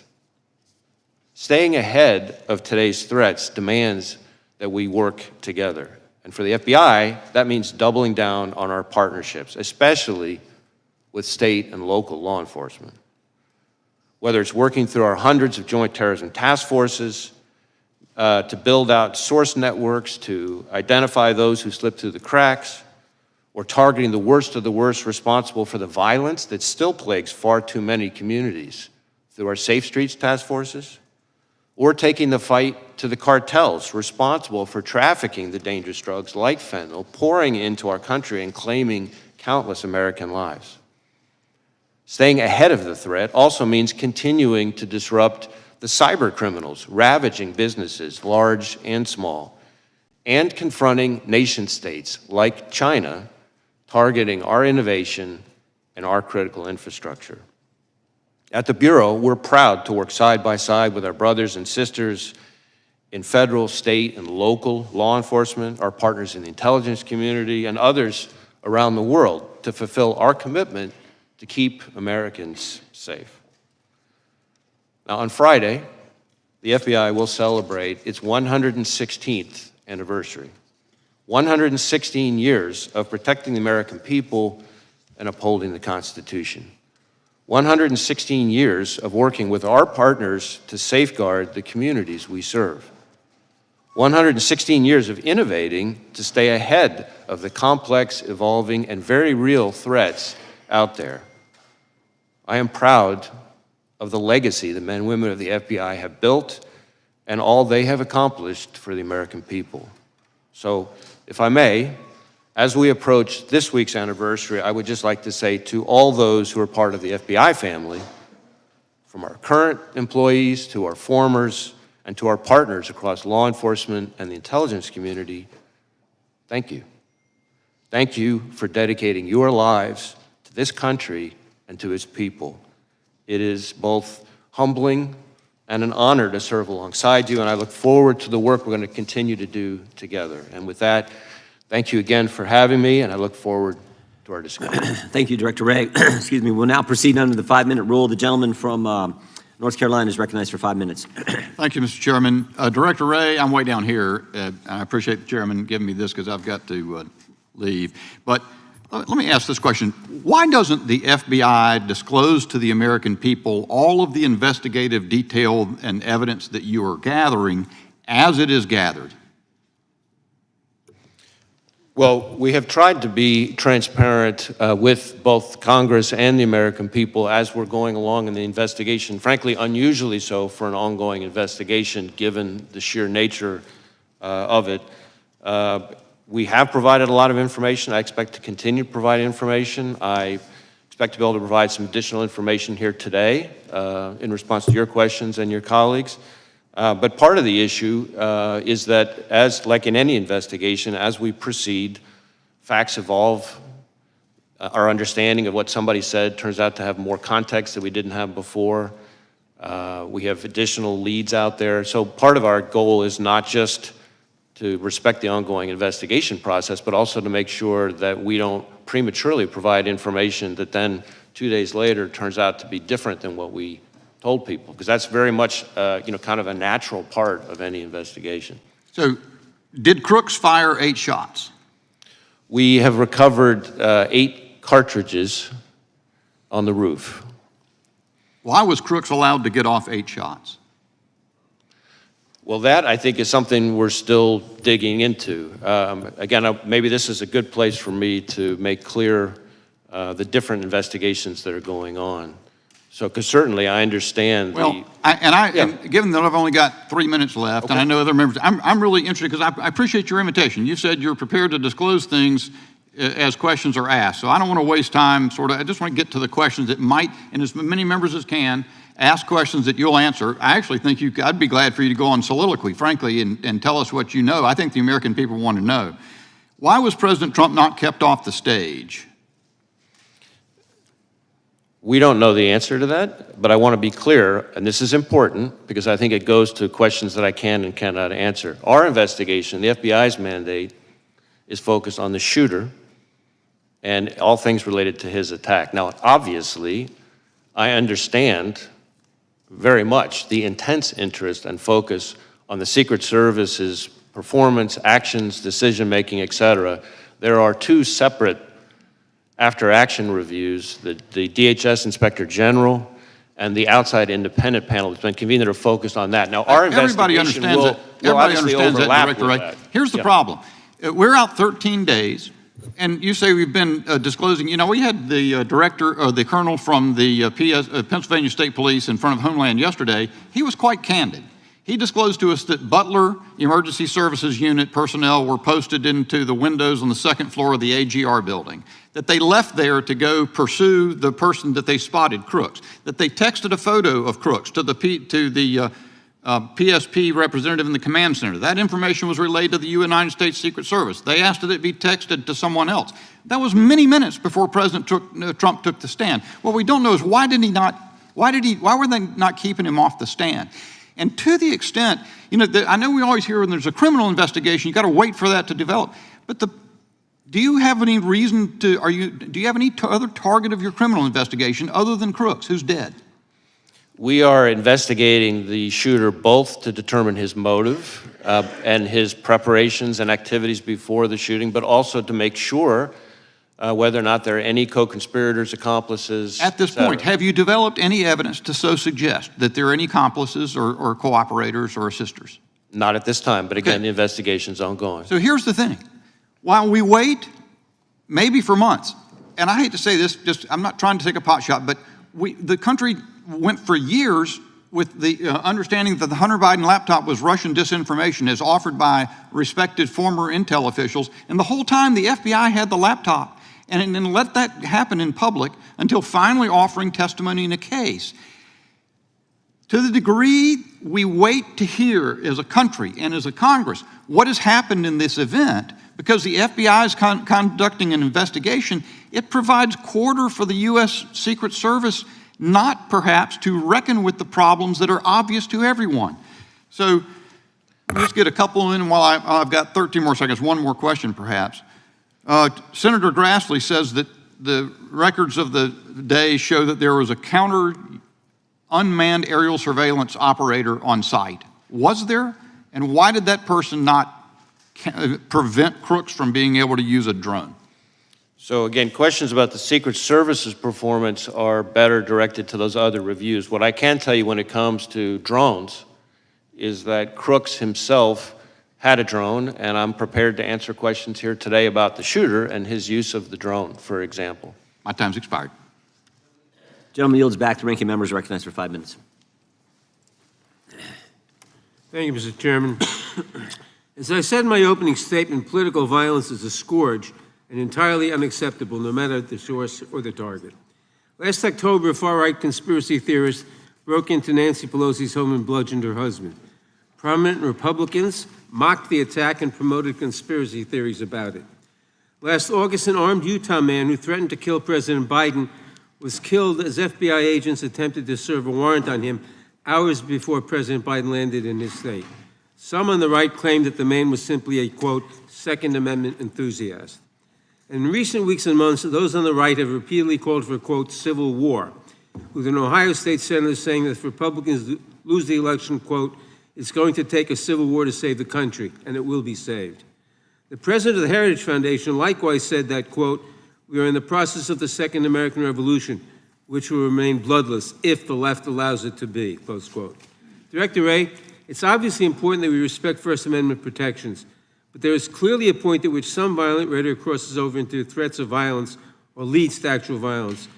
Could you describe how the FBI looks at this relationship between rhetoric and action and what you are seeing around the country?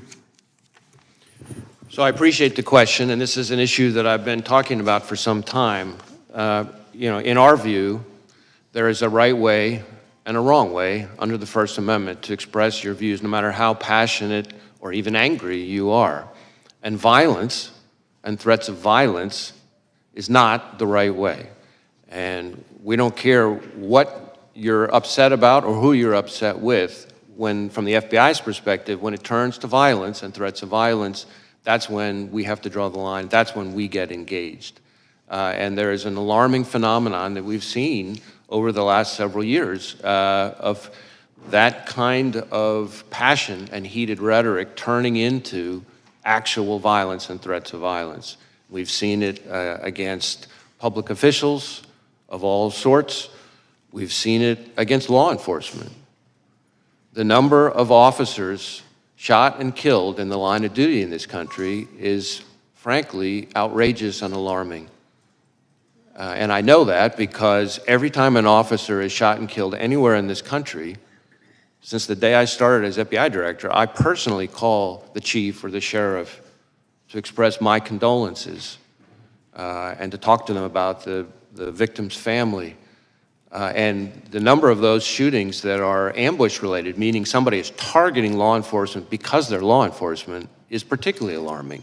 I have made around 400 of those phone calls.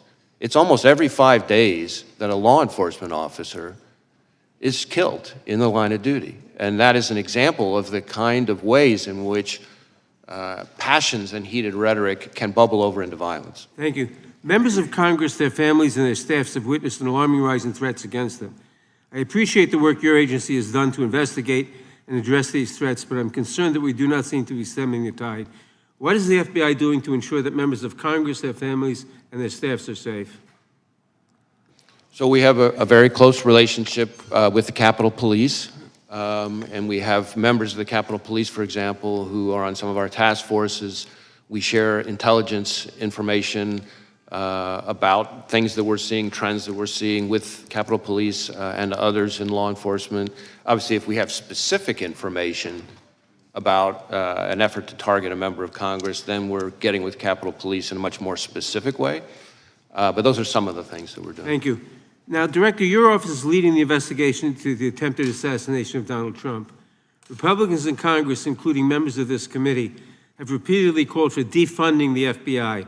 What impact would defunding or even just limiting your funding have on the FBI's ability to conduct this and other investigations?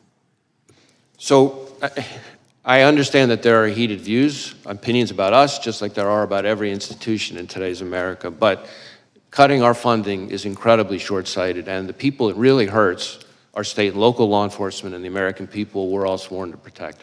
Thank you. During my remaining time, I want to turn to a different matter. In recent days, Republican members of Congress have attacked presumptive Democratic presidential nominee Kamala Harris as a, quote, DEI candidate, which presumably is code for women and person of color.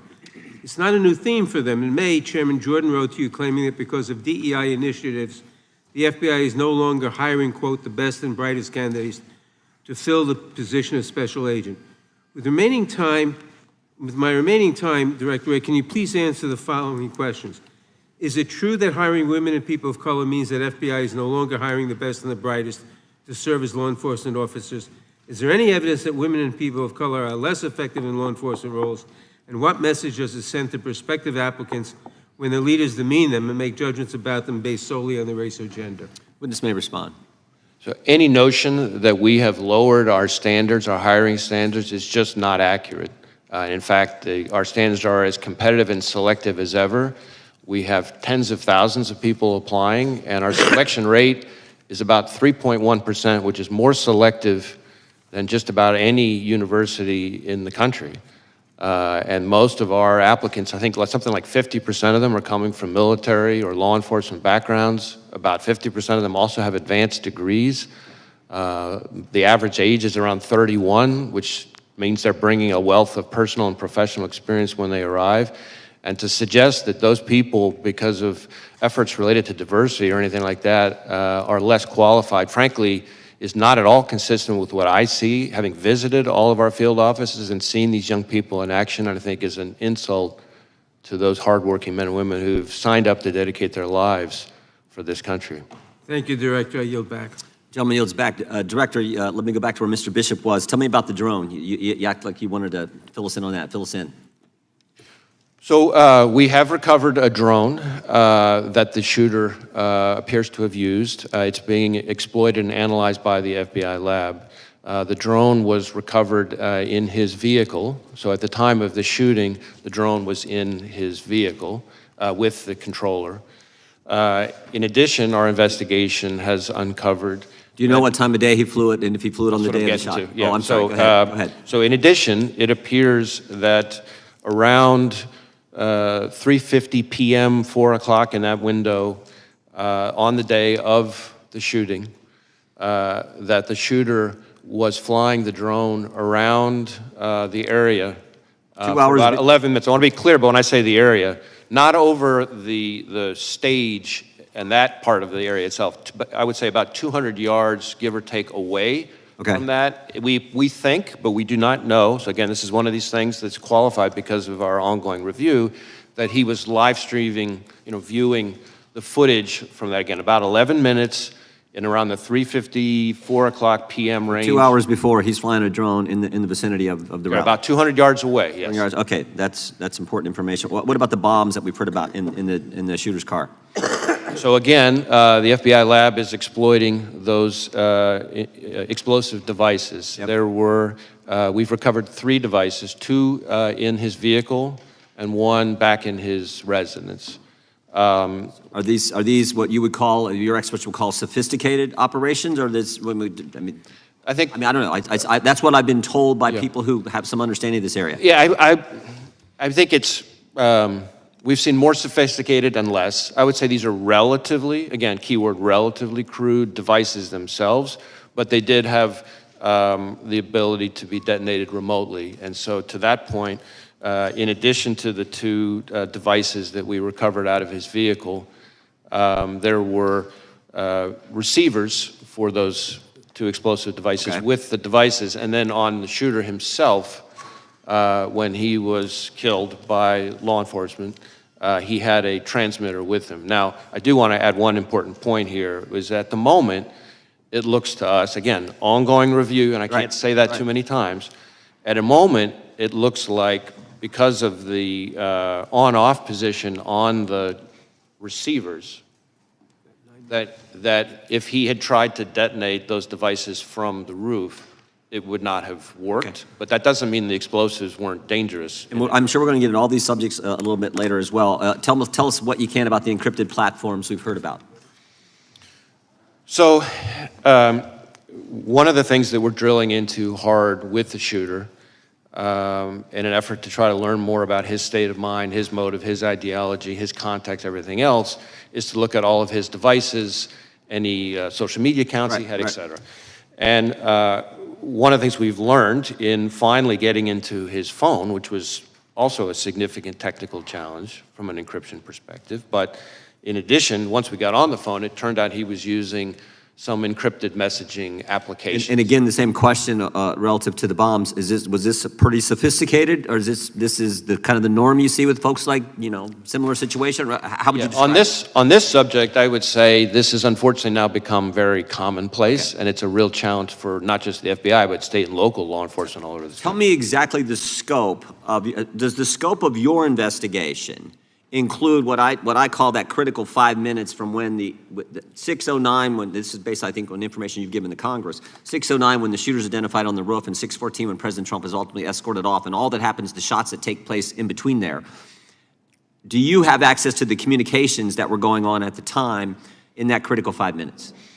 So our investigation, when you say scope, our investigation includes that time frame, although focused again on the shooter himself and his day. Now, as part of that, he's obviously involved in that time frame. Correct, and as part of that, as part of our focus, our investigation of the shooter and the attack, of course, we are interviewing law enforcement from the scene because those are some of the most significant witnesses, and we're obviously getting access to their materials and that kind of thing. And the Secret Service has been fully cooperative. You have access to the communications that exist there. That exact question, as I sit here at the moment, I don't know the exact answer to that question, but I know that Secret Service has been cooperative with us. The Congress would like access to those communications as well. I mean, not just that 5 minutes, although I think that's the critical time frame.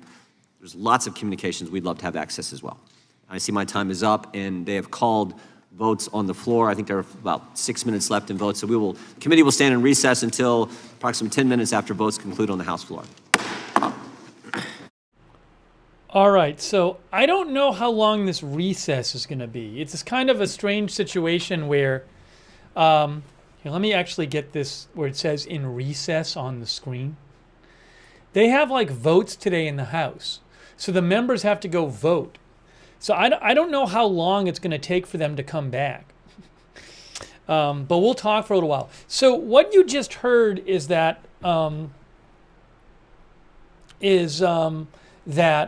the shooter was flying a drone around 200 yards from the stage about 2 hours before the shooting.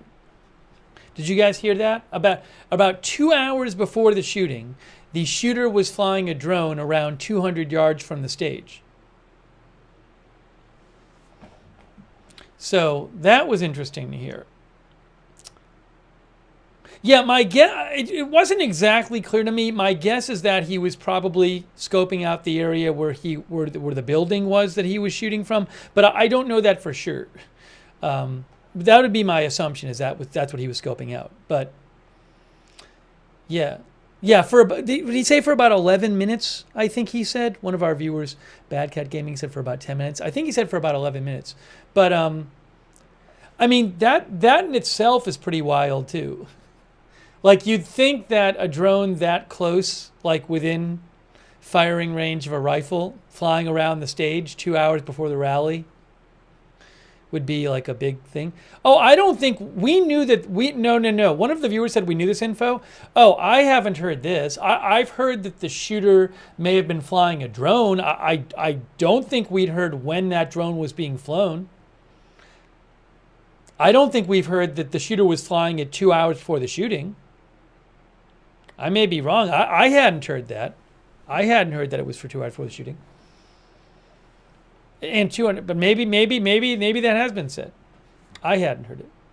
Oh, yesterday's hearing, I didn't watch all the way through yesterday's hearing, so we didn't cover yesterday. So maybe you guys heard it yesterday. Anyways, first time I'd heard it. So maybe you guys had heard it already. First time I heard it. But they also said that they found 2 explosive devices, I think he said basically like rudimentary, in his car and 1 at his house, but that they don't think the devices would have gone off if the transmitter he had with him on the roof, he had actually tried to use it.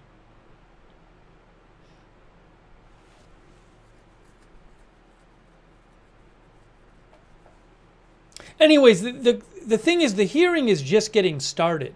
So when the House comes back, they'll ask more questions about this. But right now it's in recess. So I'm going to actually put on the screen. House hearing with FBI Director will resume soon.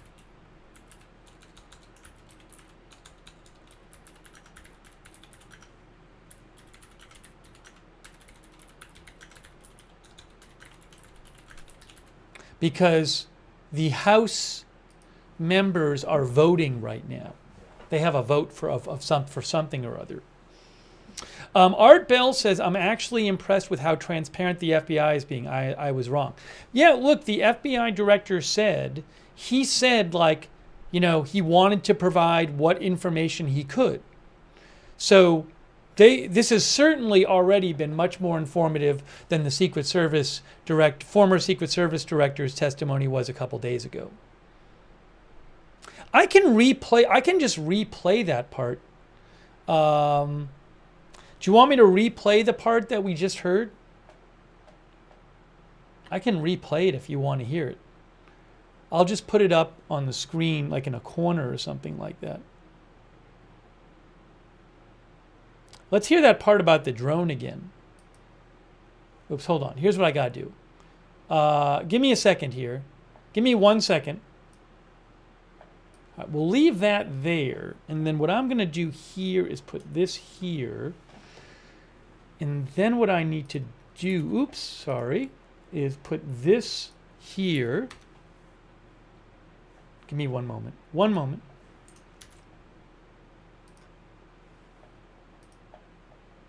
Oops, sorry. That's fine. Leave this like this. Oh, sorry. You know what? The headline is screwed up because I just have to, let me fix the headline here. Sorry, folks. Just getting everything fixed here.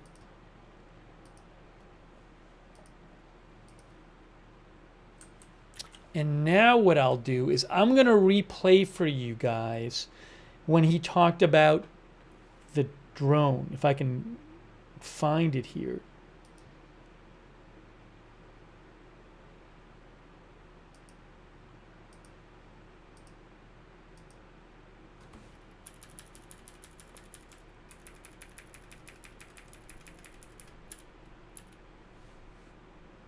Okay, so I'm going to put this in a little box. I'm going to put it in a little box, and we'll watch a replay of a few minutes ago while we wait for it to resume soon.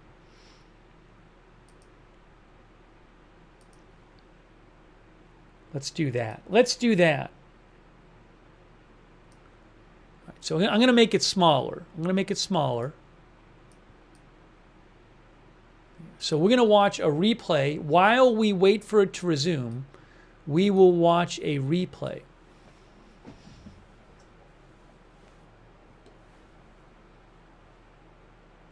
So we're waiting for it to resume.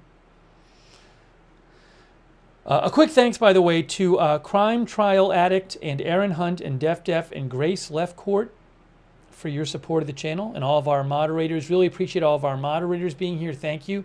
All right, so let's replay when the FBI director started talking about some of the information that the FBI has. And again, we're waiting for the hearing to resume.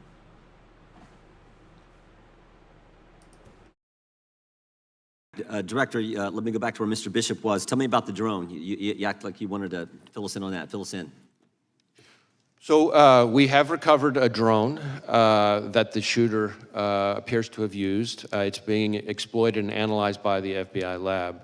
The drone was recovered in his vehicle. So at the time of the shooting, the drone was in his vehicle with the controller. In addition, our investigation has uncovered.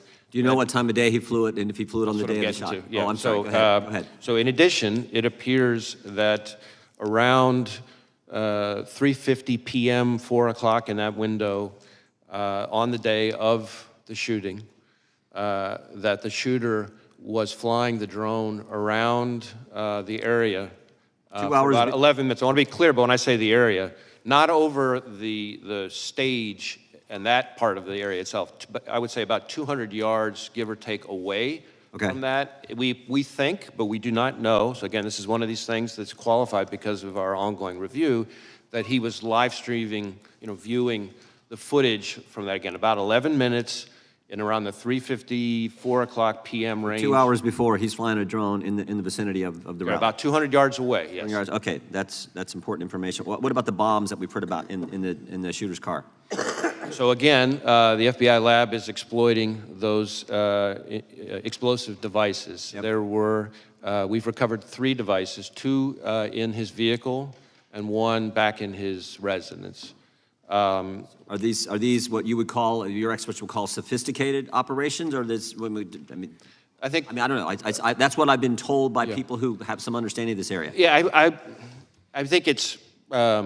We've seen more sophisticated and less. I would say these are relatively, again, keyword relatively crude devices themselves, but they did have the ability to be detonated remotely. And so to that point, in addition to the 2 devices that we recovered out of his vehicle, there were receivers for those 2 explosive devices with the devices, and then on the shooter himself, when he was killed by law enforcement, he had a transmitter with him. Now, I do want to add one important point here, is at the moment, it looks to us, again, ongoing review, and I can't say that too many times, at a moment, it looks like because of the on-off position on the receivers, that if he had tried to detonate those devices from the roof, it would not have worked. But that doesn't mean the explosives weren't dangerous. And I'm sure we're going to get into all these subjects a little bit later as well. Tell us what you can about the encrypted platforms we've heard about. So one of the things that we're drilling into hard with the shooter in an effort to try to learn more about his state of mind, his motive, his ideology, his context, everything else, is to look at all of his devices, any social media accounts he had, et cetera.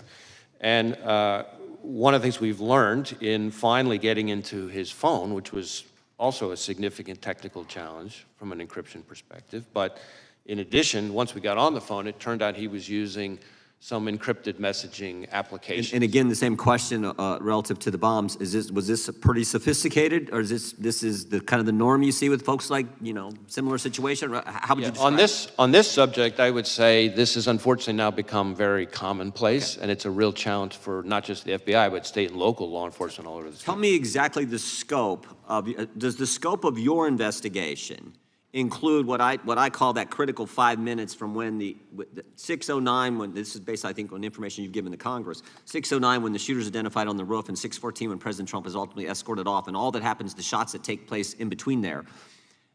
Do you have access to the communications that were going on at the time in that critical 5 minutes? So our investigation, when you say scope, our investigation includes that time frame, although focused again on the shooter himself and his day. Now, as part of that, he's obviously involved in that time frame. Correct, and as part of that, as part of our focus, our investigation of the shooter and the attack, of course, we are interviewing law enforcement from the scene, because those are some of the most significant witnesses, and we're obviously getting access to their materials and that kind of thing. And the Secret Service has been fully cooperative. You have access to the communications that exist there? That exact question, I don't, as I sit here at the moment, I don't know the exact answer to that question, but I know that Secret Service has been cooperative with us. The Congress would like access to those communications as well. I mean, not just that 5 minutes, although I think that's the critical time frame. There's lots of communications we'd love to have access as well. I see my time is up, and they have called votes on the floor. I think there are about 6 minutes left in votes, so the committee will stand in recess until approximately 10 minutes after votes conclude on the House floor. So what he said there is that there were 6 minutes left in votes. So hopefully this will start again soon. So again, what happened is the members, the House members who are on the committee, got to go over and cast their votes for whatever bill they're voting on in the House, or bill or bills. And then they're going to come back and continue the hearing. I would assume it's going to be soon. I can't imagine they're going to have the FBI director just sitting there for hours waiting for them. So from what Representative Jordan said, when he said it, and this was 10 minutes ago or something, he said there were about 6 minutes left in votes, and then he said it'll resume about 10 minutes after the votes happen. So so hopefully it resumes again soon. I can't imagine it's going to be that long before it resumes again. Anyway, so we should be getting, because again, the hearing basically just started. So you're going to have, when it resumes, you're going to have a lot more questions for the FBI director. So we'll get a lot, we'll hear a lot more questions and responses when the hearing resumes. I'm sorry for the delay, but as the director said, it's kind of a strange day there because they got to run out periodically to go cast their votes. But hopefully very shortly, this will resume. And actually, I mean, you can see there, I'm literally, the feed in the back there is the is the actual feed. So it'll just come on when it resumes. I don't even have to do anything. The one thing I do want to do, though, is I want to really quick, let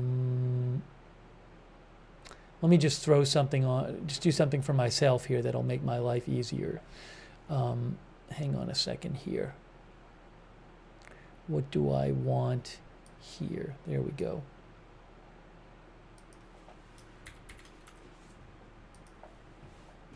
Okay. I'll take some comments from you guys too. By the way, while we're waiting for this to resume, let me just say a quick thanks to our moderators who are here. Ruth Krafasi is moderating. Thank you. Linda Belk and Larry moderate for us on X. I really appreciate it. Over there on Twitch, we have moderating Good Luck Duck, I Got That Fire, Sarah, Papa Bear, and Surly Dev. Thank you. And also thanks to Rocky Coast and Board PC Guy 1 and Rick1111 for your support on Twitch, and Eat by T2. And I Call Luit 9 and Kyle Go Smashy. Thanks for your support on Twitch. And thanks to our Facebook moderators like Charlotte Webb and Margaret Riley. I really appreciate it. Thank you. Take some comments from you guys. Real quick also, didn't he, I was trying to do 3 things at once here, at least 2 things at once. I just want to play the part about the drones where with the explosives, didn't the FBI director say those were rudimentary devices? Let's see if I can find this here.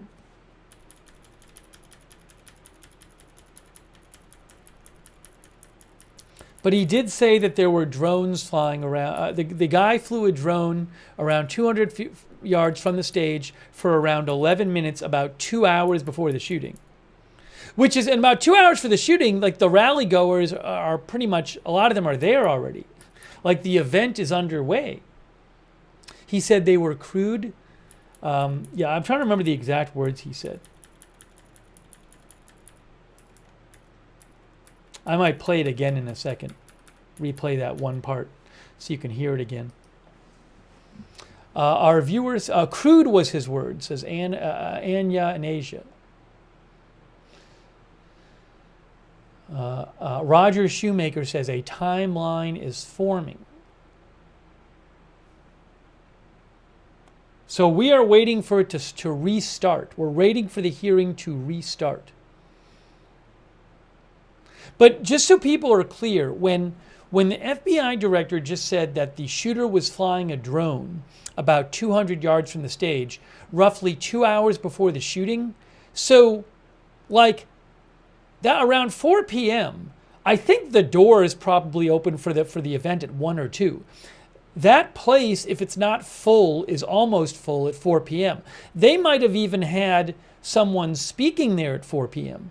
So it's not like there's nobody there at 4 p.m. I mean, that event is well underway by 4 p.m. So during the event, basically, he's flying a drone around for 11 minutes, not that far from the stage. Wow. You would think that would not be allowed, but I don't know. Hold on a second here. Hang on 1 second here.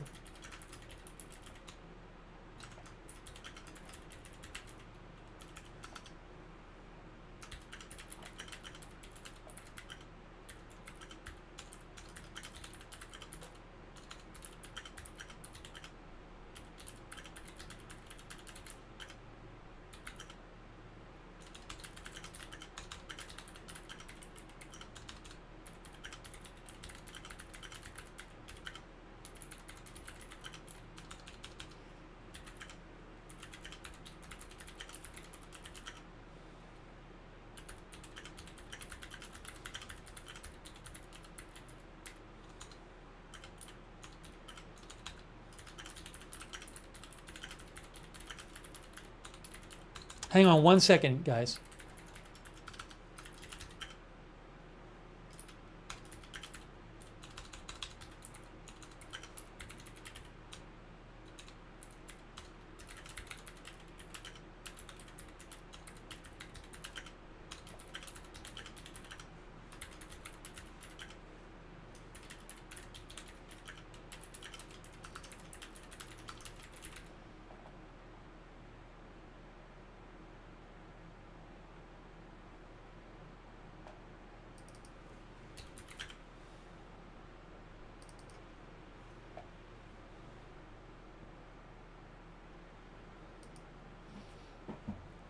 All right, so we're waiting for this to... one thing again that was also said is that there were 8...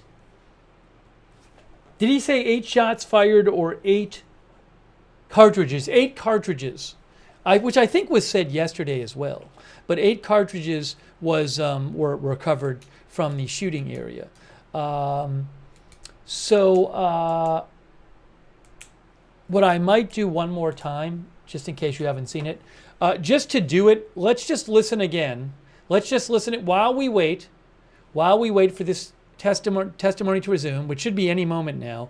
Let's just listen to the FBI director from moments ago. Just talk about what is known so far. All right, hang on a moment. Let's just listen to this. I know some of you have seen this, but we're waiting for this for the hearing to resume.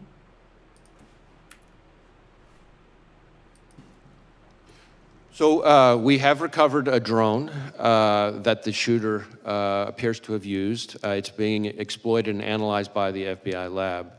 The drone was recovered in his vehicle. So at the time of the shooting, the drone was in his vehicle with the controller.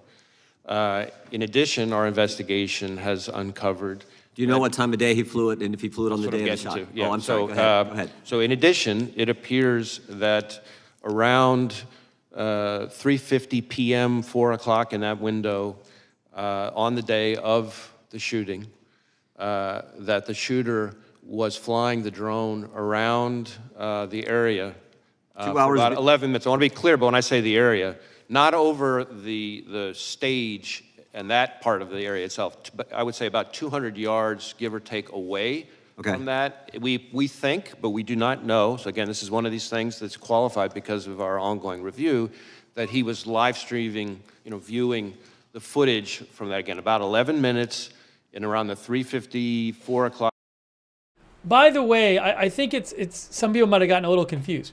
When the FBI director says we think he was live streaming, that doesn't mean they think he was like live streaming to the public. What he's saying is they think that what the shooter was doing was watching live on some sort of handheld monitor what the drone was seeing. He's not saying that the shooter was live streaming on YouTube or Instagram or something. That's not what he's saying. So I just want to be clear, because you might hear live streaming and think, oh, he was live streaming it, but he means streaming it to himself. That's what he means. PM range. 2 hours before, he's flying a drone in the vicinity of the route. About 200 yards away, yes. 200 yards. Okay, that's important information. What about the bombs that we've heard about in the shooter's car? So again, the FBI lab is exploiting those explosive devices. Yep. There were, we've recovered 3 devices, 2 in his vehicle and 1 back in his residence. Are these what you would call, your experts would call sophisticated operations, or this? I don't know. That's what I've been told by people who have some understanding of this area. Yeah, I think it's we've seen more sophisticated and less. I would say these are relatively, again, keyword relatively crude devices themselves, but they did have the ability to be detonated remotely, and so to that point. In addition to the 2 devices that we recovered out of his vehicle, there were receivers for those 2 explosive devices with the devices. And then on the shooter himself, when he was killed by law enforcement, he had a transmitter with him. Now, I do want to add one important point here, is at the moment, it looks to us, again, ongoing review, and I can't say that too many times, at a moment, it looks like because of the on-off position on the receivers, that if he had tried to detonate those devices from the roof, it would not have worked. Okay. But that doesn't mean the explosives weren't dangerous. And I'm sure we're going to get into all these subjects a little bit later as well. Tell us what you can about the encrypted platforms we've heard about. So one of the things that we're drilling into hard with the shooter in an effort to try to learn more about his state of mind, his motive, his ideology, his context, everything else, is to look at all of his devices, any social media accounts he had, et cetera. And one of the things we've learned in finally getting into his phone, which was also a significant technical challenge from an encryption perspective, but in addition, once we got on the phone, it turned out he was using some encrypted messaging applications. And again, the same question relative to the bombs: was this pretty sophisticated, or is this is the kind of the norm you see with folks like similar situation? How would you describe on this subject? I would say this has unfortunately now become very commonplace, and it's a real challenge for not just the FBI but state and local law enforcement all over the country. Tell me exactly the scope of does the scope of your investigation include what I call that critical 5 minutes from when the 6:09, when this is based, I think, on information you've given to Congress, 6:09 when the shooter's identified on the roof, and 6:14 when President Trump is ultimately escorted off, and all that happens, the shots that take place in between there. Do you have access to the communications that were going on at the time in that critical 5 minutes? So our investigation, when you say scope, our investigation includes that time frame, although focused again on the shooter himself and his dad. Now, as part of that, he's obviously involved in that time frame. Correct, and as part of that, as part of our focus, our investigation of the shooter and the attack, of course, we are interviewing law enforcement from the scene because those are some of the most significant witnesses, and we're obviously getting access to their materials and that kind of thing. And the Secret Service has been fully cooperative. You have access to the communications that exist there. That exact question, I don't. As I sit here at the moment, I don't know the exact answer to that question, but I know that Secret Service has been cooperative with us. The Congress would like access to those communications as well. I mean, not just that 5 minutes, although I think that's the critical time frame. There's lots of communications we'd love to have access as well. I see my time is up, and they have called votes on the floor. I think there are about 6 minutes left in votes, so the committee will stand in recess until approximately 10 minutes after votes conclude on the House floor. So you can hear what he just said. It's just we are waiting any moment now. This hearing should resume. Probably about 20 minutes ago, the hearing paused because the members of the House on the committee had to go vote and they were just going to basically vote and come back. So we're waiting for this hearing to resume, and as soon as it resumes, that blue background you see there will disappear. It'll transform automatically to the hearing. So I was just replaying for you guys some of the earlier testimony. There's actually one other part of the testimony that I want to replay for you. When the first questioner, he gave some information to the first questioner too. This person right here. So, right here. So let's replay the first questioner. So again, as this hearing will resume in any moment. Normally they don't take a pause like this, but the House members had to go vote. So any moment the hearing will be live again, and we will bring you the live coverage. While the hearing is in recess, we are showing you some replay of the start of the hearing. And by the way, thanks to KG, our new member. I appreciate it. So let me just play this. This is the first questioner. The hearing is kind of just started. We haven't, the hearing has not been going on that long. But this was the first questioner in the hearing, just so you can hear. I think he talked maybe about the 8, I think he said 8 cartridges were found to this, as a reply to this questioner. But I'll play this first questioner so you can hear what was said. Because I've got to leave. But let me ask this question. Why doesn't the FBI disclose to the American people all of the investigative detail and evidence that you are gathering as it is gathered? Well, we have tried to be transparent with both Congress and the American people as we're going along in the investigation, frankly, unusually so for an ongoing investigation, given the sheer nature of it. We have provided a lot of information. I expect to continue to provide information. I expect to be able to provide some additional information here today in response to your questions and your colleagues.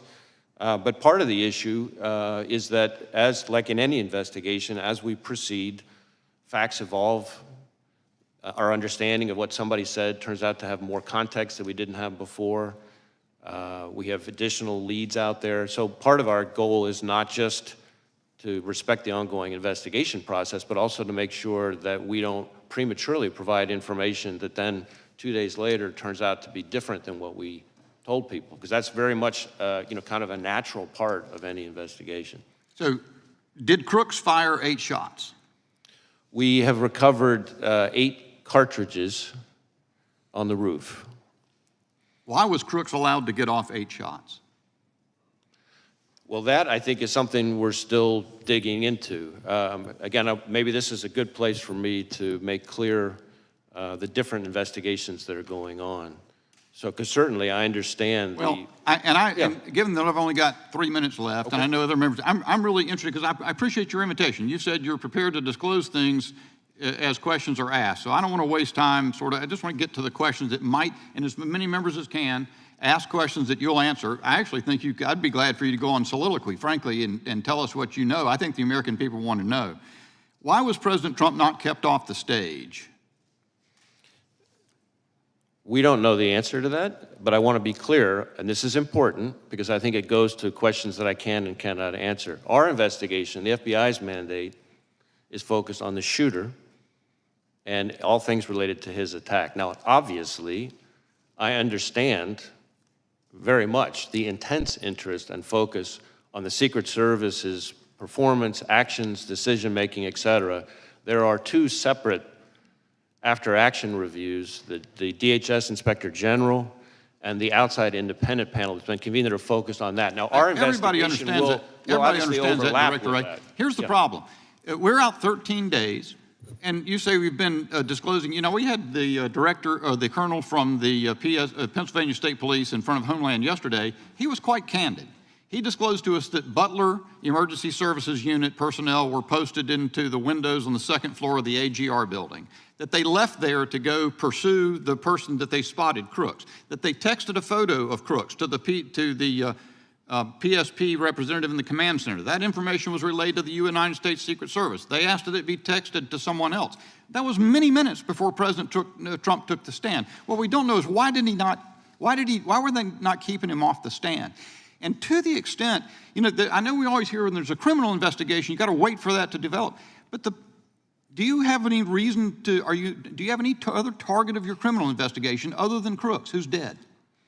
We are investigating the shooter both to determine his motive and his preparations and activities before the shooting, but also to make sure whether or not there are any co-conspirators, accomplices. At this point, have you developed any evidence to so suggest that there are any accomplices or cooperators or assisters? Not at this time, but again, Okay. the investigation's ongoing. So here's the thing. While we wait, maybe for months, and I hate to say this, I'm not trying to take a pot shot, but the country went for years with the understanding that the Hunter Biden laptop was Russian disinformation as offered by respected former intel officials, and the whole time the FBI had the laptop and then let that happen in public until finally offering testimony in a case. To the degree we wait to hear as a country and as a Congress what has happened in this event, because the FBI is conducting an investigation, it provides quarter for the U.S. Secret Service not perhaps to reckon with the problems that are obvious to everyone. So let's get a couple in while I've got 13 more seconds. One more question perhaps. Senator Grassley says that the records of the day show that there was a counter unmanned aerial surveillance operator on site. Was there? And why did that person not prevent crooks from being able to use a drone? So again, questions about the Secret Service's performance are better directed to those other reviews. What I can tell you when it comes to drones is that Crooks himself had a drone, and I'm prepared to answer questions here today about the shooter and his use of the drone, for example. My time's expired. Gentleman yields back. The ranking member is recognized for 5 minutes. Thank you, Mr. Chairman. As I said, Okay, so again, we are waiting for the hearing to resume.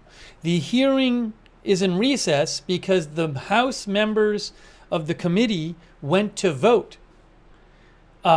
Any moment now, I would assume this thing is going to resume. Again, as I said, I can't imagine they're going to make the FBI director sit there for hours while they go vote. It didn't sound like it was going to be that long of a break. When Chairman Jordan said they were breaking, he said there's about 6 minutes left in the votes, and we'll be returning about 10 minutes after the votes.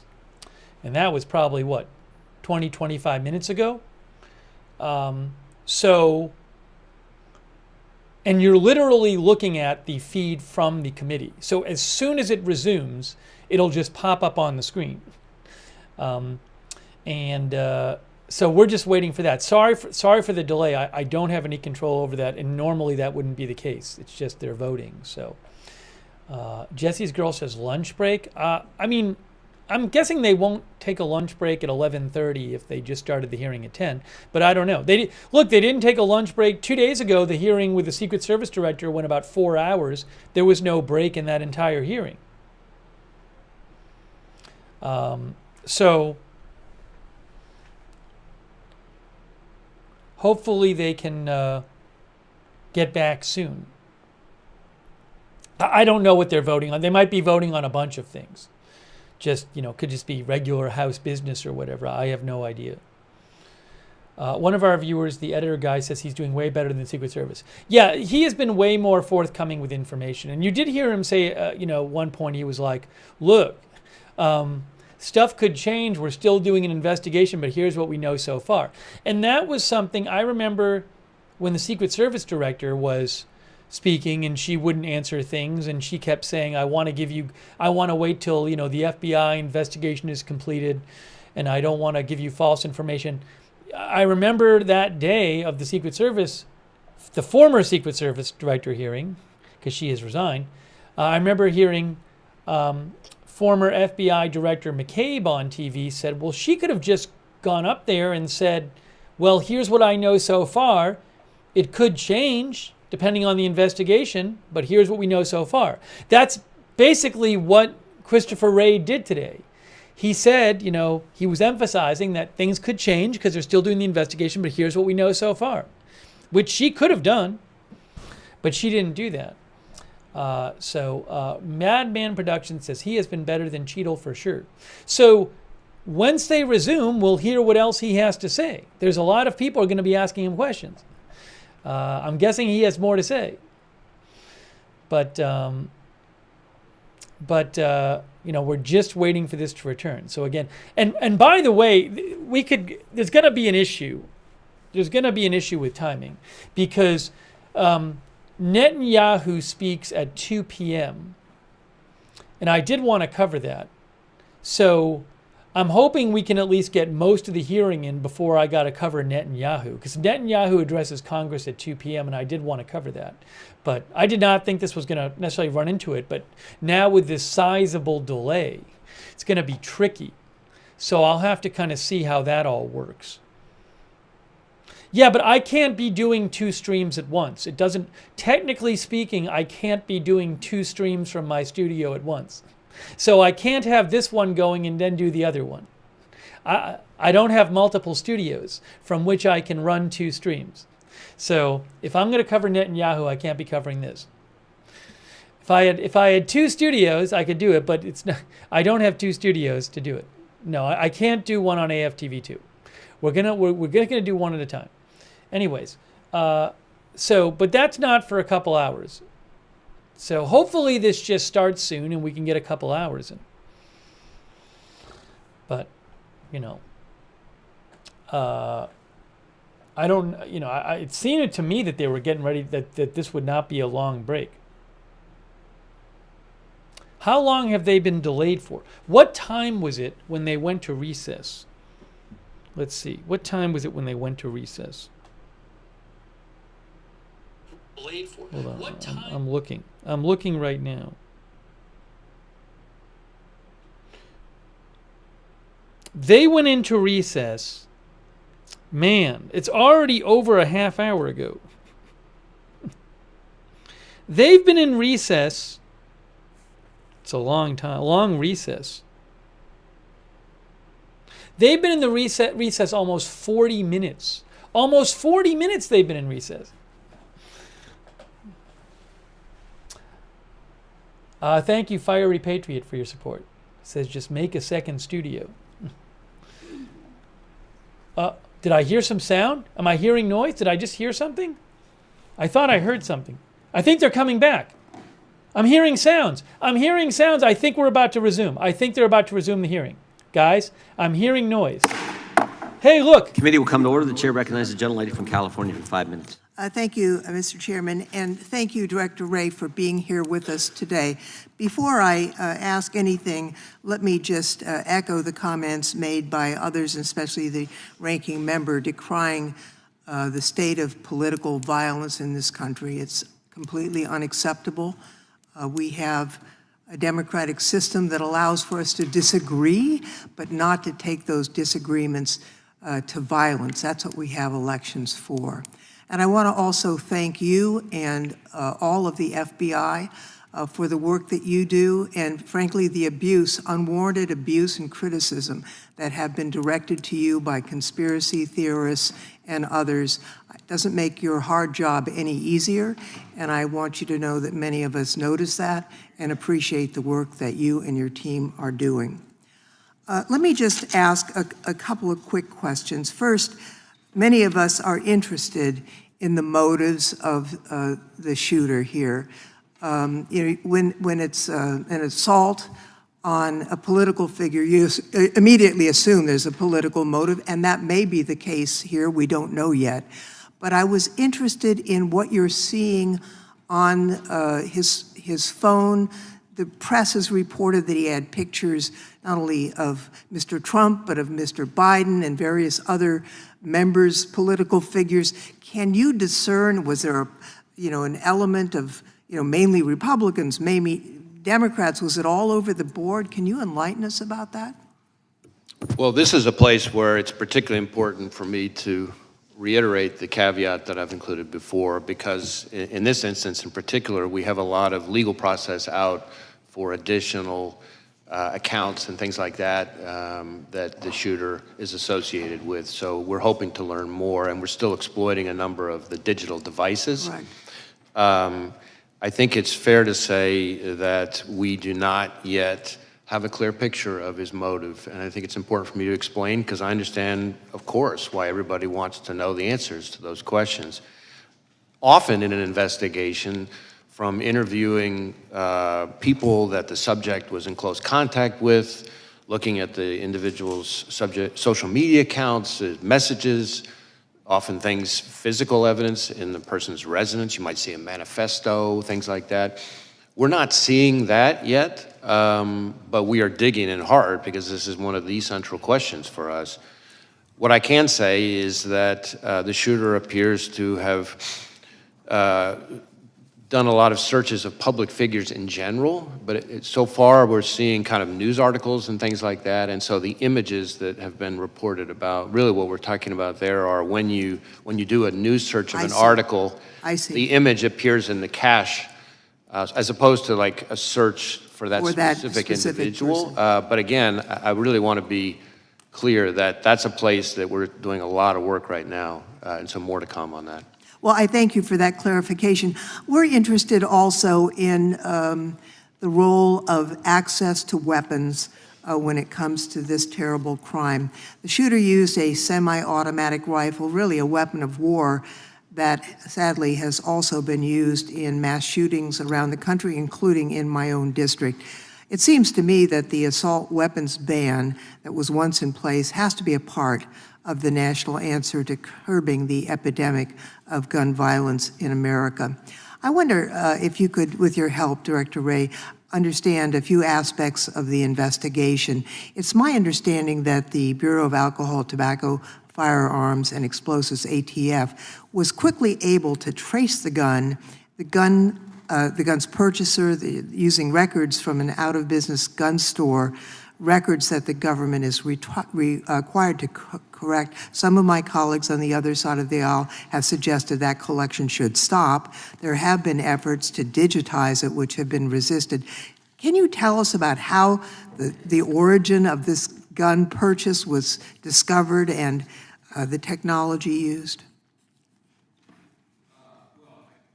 I guess what I can say is we located a number of firearms associated with the shooter and his family. I think it was a total of, 14 in the house. The weapon that he used for the attempted assassination was an AR-style rifle that was purchased legally, that he is my understanding, acquired, bought actually from his father, who was the one who originally bought it, again, legally.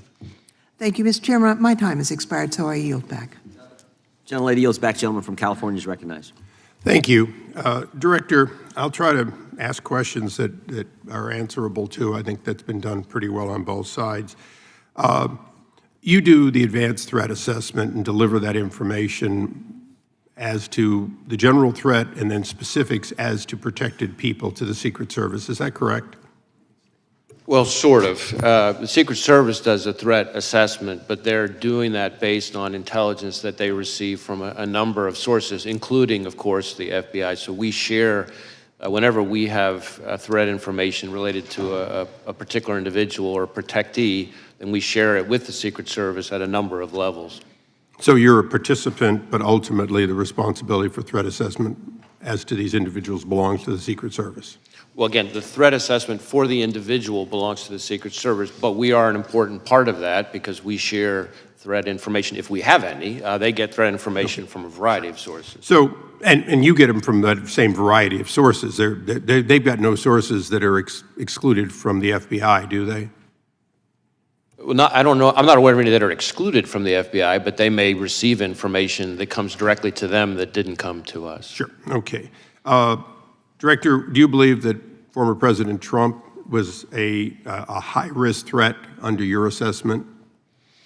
Well, I believe that former President Trump, really, frankly, like any president or former president, is a very high-profile figure and attracts a lot of, unfortunately, of the kind of threats we've been talking about. It's fair to say, not on a scale of 1 to 1,000,000 with little nuances, but on a scale of 1 to 10, President Trump's risk was very similar to a current president, very similar to, because he was the presumptive nominee and leading in the polls and so on, that he was a high risk by any standard. Is that correct? Certainly, there's a reason why he has so much protection around him. Okay, Robert F. Kennedy Jr., the son of assassinated senator and the nephew of an assassinated president, would you say he was also, as a presidential candidate, at significant risk? Again, I think any presidential candidate raises some level of risk. It might vary from candidate to No, but it's clearly a risk. Okay. In a nutshell, the day before this attack, President Trump was documented not to have gotten on multiple occasions from the Secret Service what they asked for. The day after, it looks like they're getting more. The day before, RFK had been denied by the president multiple times, Secret Service protection. The day after, he now has it. So now my question is the actions of a 20-year-old with a lone gunman on a roof sufficient to change the risk assessment in your mind for President Trump and RFK, or are we just realizing the threat that was always there and being more appropriate in matching it? And I know that's a little vague, but you've been at this for a long time. Hindsight is 20/20. Now that we have hindsight, is it fair to say that giving Robert F. Kennedy Jr. security, upping the security, including drones, overhead support for the president, former president, these are all things that in hindsight should have been done the day before?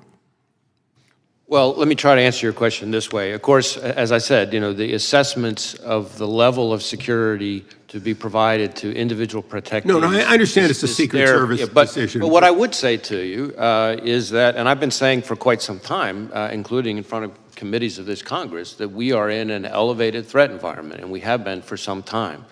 And that comes from a variety of quarters.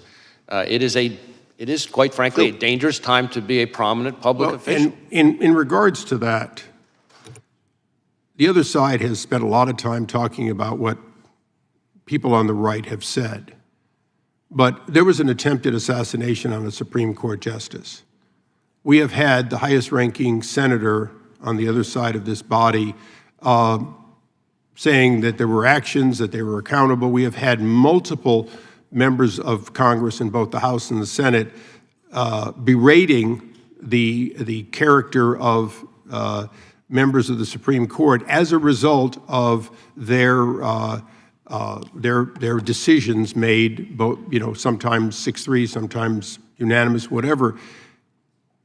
Are those comments, not any one of them, but are those comments and the generation of that sort of, oh, this guy's bad for democracy, this Supreme Court justice is a threat to democracy, is that the kind of thing that raises the threat level, and would you caution against that?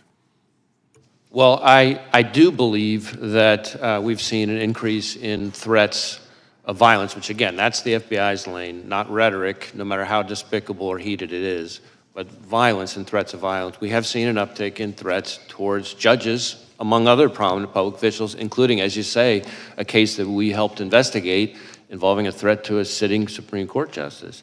An attempt. An attempt. Yeah, thank correct. you. Right. I think it's a reflection of a broader phenomenon that we are seeing in this country where people, again, very passionate, I respect that, very angry, I respect that, but there's a right way and a wrong way to express yourself when you're angry. And violence and threats of violence just can't be it. And that's where we fit in. It's not my role as FBI director to call out particular people's rhetoric. There's a place for that, but that's not my role as FBI director. But when it turns to violence and threats of violence, that has to be treated as unacceptable, and that's the way we look at it. Thank you, Mr. Chairman. I yield back. Director, when did the FBI learn that Iran was threatening President Trump's life?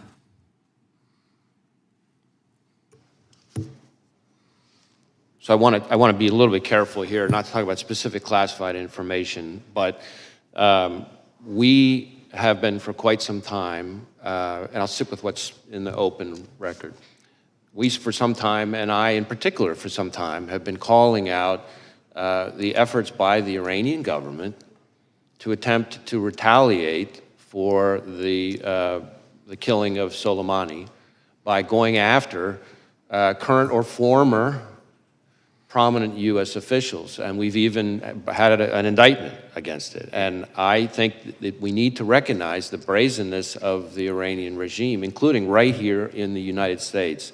And I expect that we're going to see more of it, and I expect there'll be more coming on that. I'm not aware of any threat information related to protectees that wasn't, passed in a timely way, but I can't really get into specifics here. It's minority's time here, but I just felt that was a question the committee needed to understand, and it sounds like you've known that for a long time, and that information was conveyed to the Secret Service? Any information related to threats against the former president, which again, as we've sort of talked about, is happens all too often, is something that we have a whole process we routinely share with the Secret Service at a number of levels in a timely way, and to my knowledge, that has consistently been followed. Gentleman from Georgia is recognized. Thank you, Mr. Chairman. Thank you for being here, Director Wray. Director Wray, the FBI is the independent law enforcement agency under the Department of Justice. Is that correct? Yes. And does the FBI director currently report to anyone? Well, you mean in a chain of command Yes. reporting structure kind of Yes. thing? Yeah, so the FBI is part of the Justice Department. On the org chart, you would see that the FBI director, and this has been true for decades, reports to the Deputy Attorney General, who reports to the Attorney General. Obviously, reports in a communication sense, I report to any number of people. As opposed to a micromanagement reporting system. Correct. And you would take issue, would you not, with any proposal that would change or alter that chain of command and place you or place a FBI director in the position of reporting directly to the president? Would you not? You would oppose that? I don't think that would be a wise reporting structure. I think the structure that we've had for decades now makes sense. I think there's a difference between independence in a sort of organizational structure perspective and independence in terms of the way you do the work. Obviously, the FBI is part of the Justice Department. Well, reporting directly to the president would eliminate your independence, would it not? I don't think it would help. Yeah. And you're familiar with Project 2025, are you not? I mean, I've seen news reports about it. I'm not particularly familiar with it. You're aware that it is a game plan for President Trump's first 120 days in office, correct? I'm really not familiar with the details. Again, I've seen reporting about it. It is, and what he proposes to do is to force the FBI director to appoint, report directly to him. That's what he wants to do within the first 120 days. He also wants to eliminate the position of FBI General Counsel. That is also set forth in Project 2025. How would you recommend that? I think the FBI's Office of General Counsel serves an incredibly important role, including in terms of advising our workforce. We have 38,000 people. The idea of having an organization like ours, an independent law enforcement agency like ours that doesn't have its own general counsel's office doesn't make sense to me. Well, it would seem like any proposal that would force the director to report to the president, and then there would be no legal counsel for the director of the FBI. That seems like it's an attempt to neuter the FBI and render it accountable only to the president. Isn't that correct? Well, let me put it this way. I recognize that the FBI director, this FBI director and every FBI director before me, serves at the pleasure of the president. And that's part of our system. I was appointed by President Trump.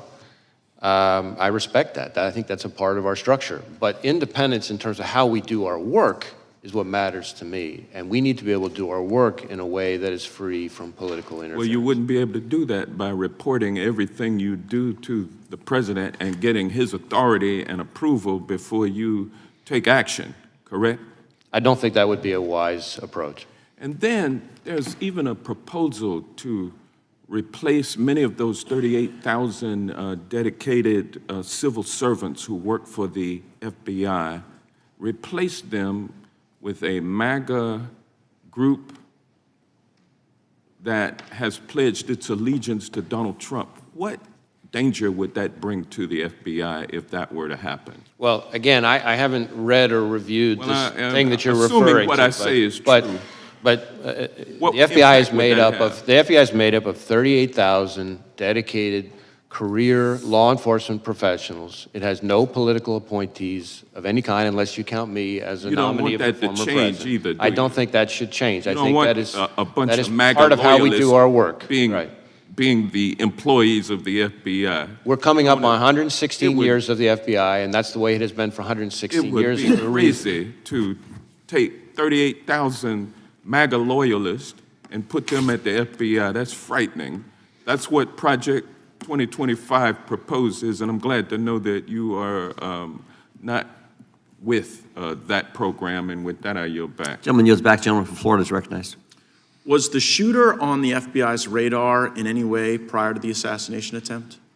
We did not have any information about the shooter. He was not in our holdings before the shooting. No communication in any chat rooms, no CIs or confidential human sources have any interaction with? No, we've run a thorough search for the subject through all of our holdings, and he was not in them anywhere. Were there any FBI agents or informants present at the Trump rally in Butler? Not to my knowledge. And Mr. Jordan was talking to you about Iran. Were law enforcement resources diverted from the protection of President Trump to John Bolton as a consequence of concern that Mr. Bolton might have been the target of Iranian malign efforts? That's really a Secret Service decision. I don't know the answer to that. That's really something they would know better. What I can tell you is that there are a number of individuals. You mentioned one who we've brought a case, a specific criminal case for the Iranians targeting for assassination. But how the Are you going to get that allocates- answer to us, whether or not resources were diverted from Trump to Bolton? Is that just going to be part of your review? I think that's going to be part of the reviews by the Inspector General. The Inspector General for after- DHS, right? Of DHS Right, and the I- outside got panel. it. And I think that's after an important point because the Inspector General for DHS has really fallen out of favor with the administration because he's been pointing out all the problems on the border with Mayorkas and Biden, and we're always kind of worried that they're about to fire him, which would be a really bad idea now that this role that you've identified is so critical. Be a bad idea to fire the IG for DHS during the pendency of this, right, Mr. Director? I don't think that would be a good idea. I'm with you on that. So I want to zoom out a little bit. How often do you brief President Biden? You mean on this specific No, just generally. case? No, in your role as FBI Director. I mean, I don't know that I could give you a number. Is it like weekly, monthly, daily? It's not at a regular cadence. There have been times when there have been months at a time when I haven't, and then there have been times when several days apart I have. Okay. It's always with other people. The Vice President, is she typically there? Often has been. Okay, so when did you notice his decline? In my interactions, in my role, all my interactions with the current president have been completely professional. Right, but I mean the cognitive decline. I'm not saying he treated you unprofessionally, just maybe not picking things up as quickly as he used to. Again, I don't meet with him very often, but what you're describing is not something that I've observed during my interactions with him. I mean, we've had it observed so often that the ranking member and Mr. Schiff on this committee have said that he could no longer continue as a candidate. And so, since you're the FBI director, I was just sort of wondering, like, who's running the country? Like if something bad happened, you'd have to go brief President Biden about it right now?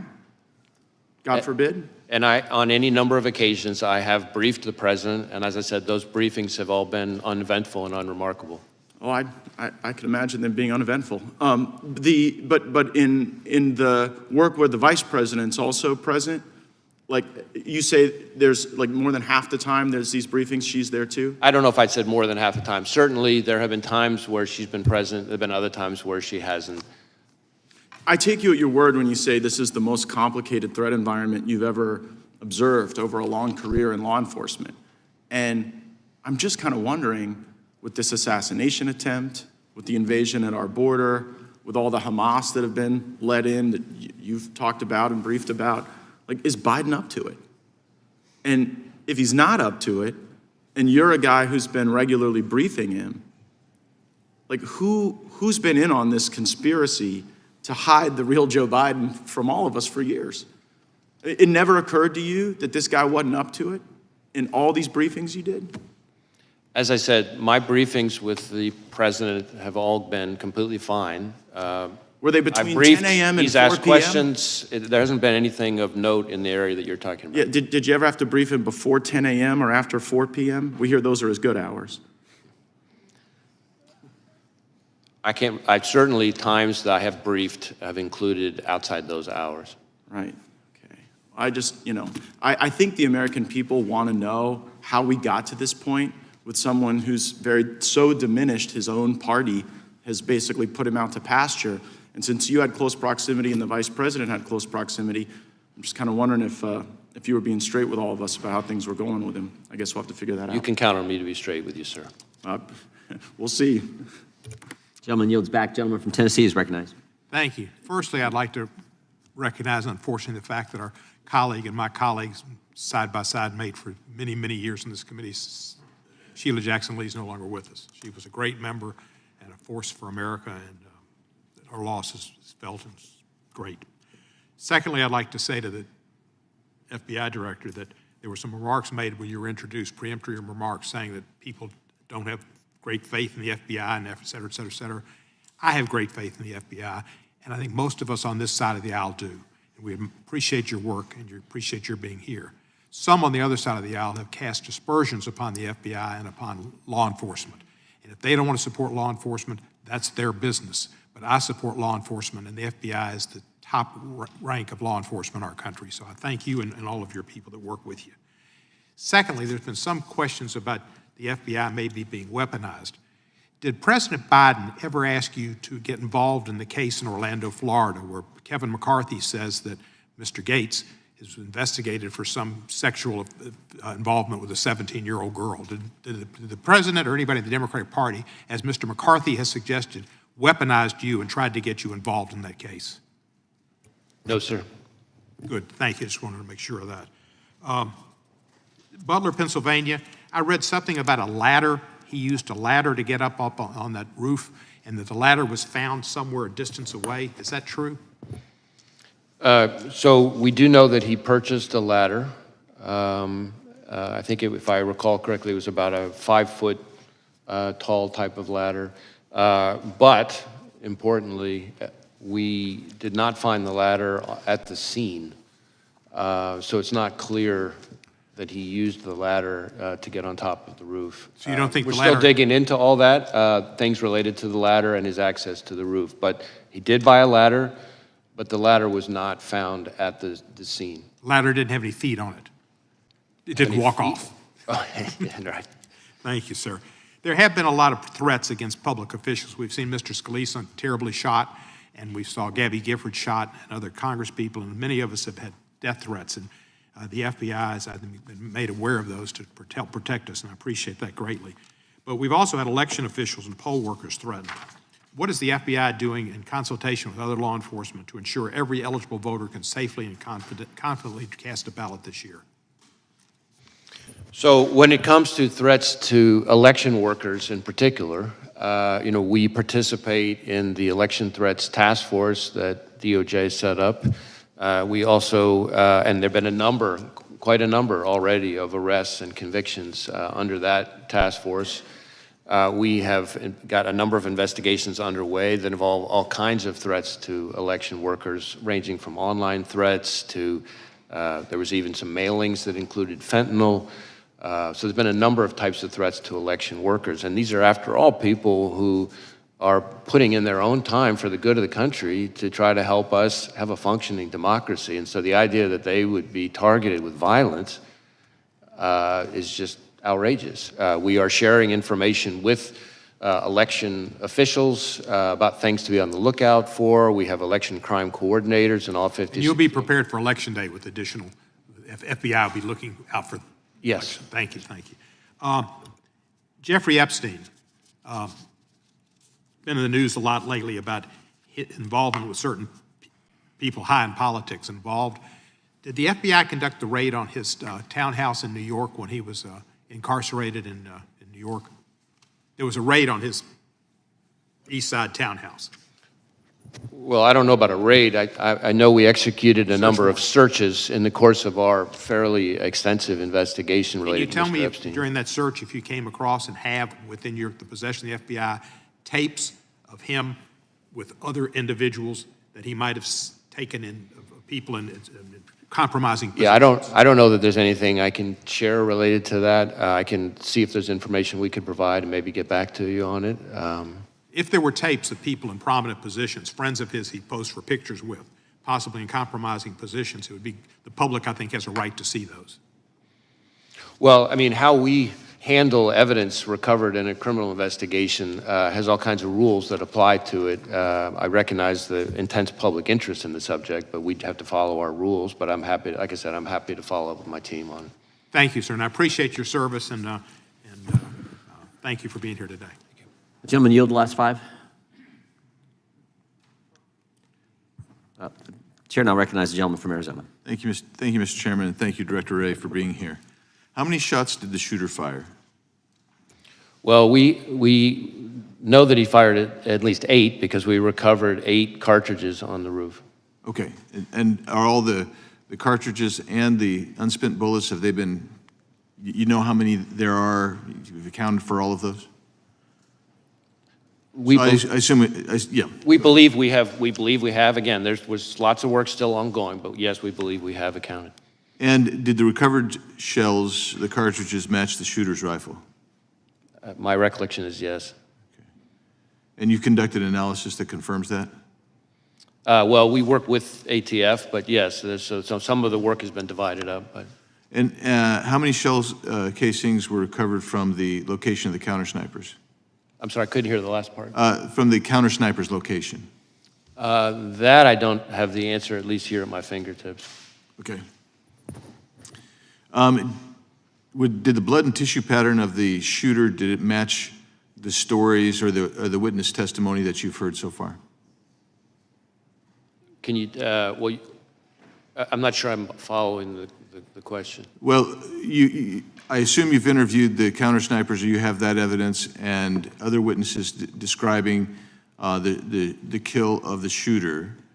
And I'm wondering if the blood and tissue and brain matter is consistent with the testimony that you're receiving. In other words, is the physical... In terms of the manner of death? Exactly. Is the physical evidence consistent with where the shot from the counter sniper took place? Yeah, so the autopsy is being handled by, as is not unusual, the state authorities. My understanding is thus far, I don't think it's fully complete, which is not, again, not totally unusual. But so far, nothing remarkable on that front. That's from the body itself, but from actually the scene where the shooter was found, is everything consistent with the testimony, the physical evidence at the scene? Is that consistent with the testimony you've seen, that you've heard so far? So far, yes. Again, ongoing investigation.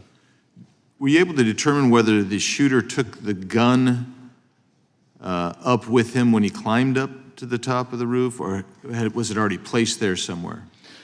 So that is something that we're drilling into right now that we don't know the answer to yet. I can tell you, which may be relevant, though, to your question, that, and I don't think this has been reported yet, that the weapon had a collapsible stock, which could explain why it might have been less easy for people to observe. You know, because one of the things that we're finding is people have observed him, the first people to observe him with the weapon were when he was already on the roof, and we haven't yet found anybody with firsthand observation of him with the weapon walking around beforehand. So that doesn't mean he wasn't, obviously, but the collapsible stock is potentially a very significant feature that might be relevant to that. Did he have a scope?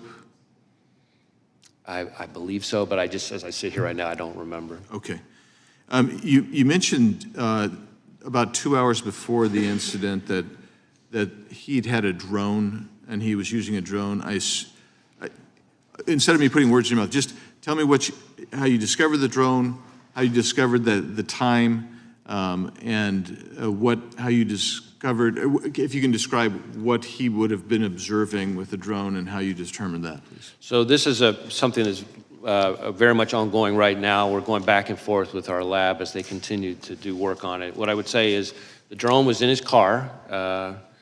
As I said, we've been able to, by exploiting the drone, determine its use and flight paths. There were no pictures or videos on the drone of the day of the rally, for example, but we have been able to reverse engineer the flight path of the drone from the day of the rally, and that's how we know that for about 11 minutes, from I think it's around 3:50 p.m. to 4 p.m., somewhere in that range, he was flying the drone, and we have the flight path.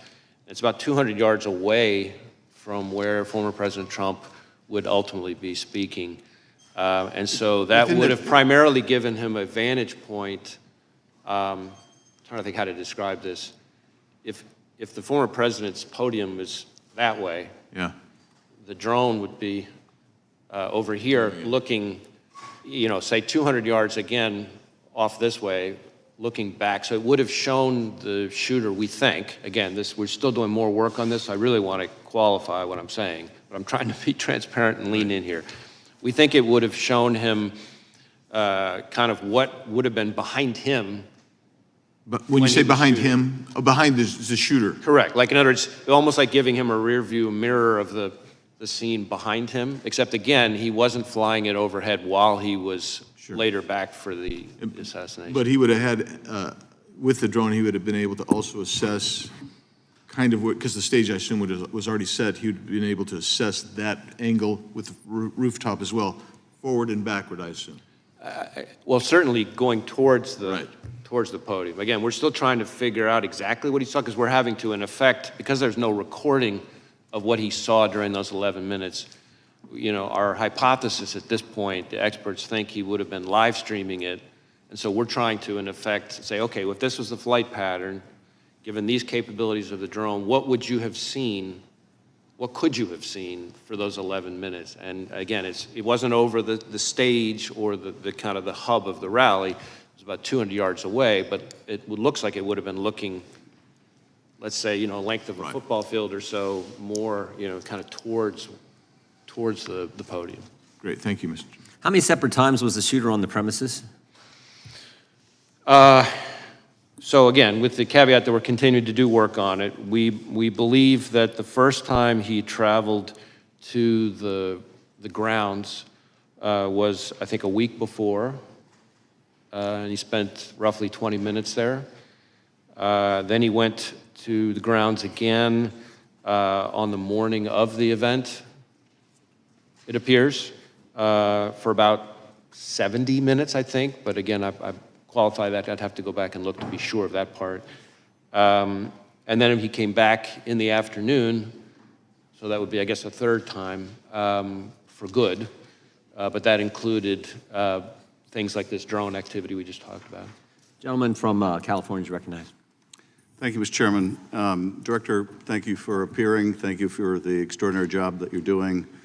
Please convey our thanks to the men and women at the Bureau for their incredible work. I've worked with them since I was an assistant U.S. attorney more than 30 years ago. Let me start with a threshold question I'm curious about. When I applied to be an assistant U.S. attorney, I had to go through a background check. Do candidates for the FBI have to go through background checks? Yes. Would someone with dozens of felony convictions survive a background check for the Bureau? No. So they would never be hired by the Bureau? No. Well, clearly the Bureau has, you don't have to comment on this, I know you won't, but clearly the Bureau has higher standards for their hiring than one of America's great political parties. Let me turn to the events of the tragic shooting.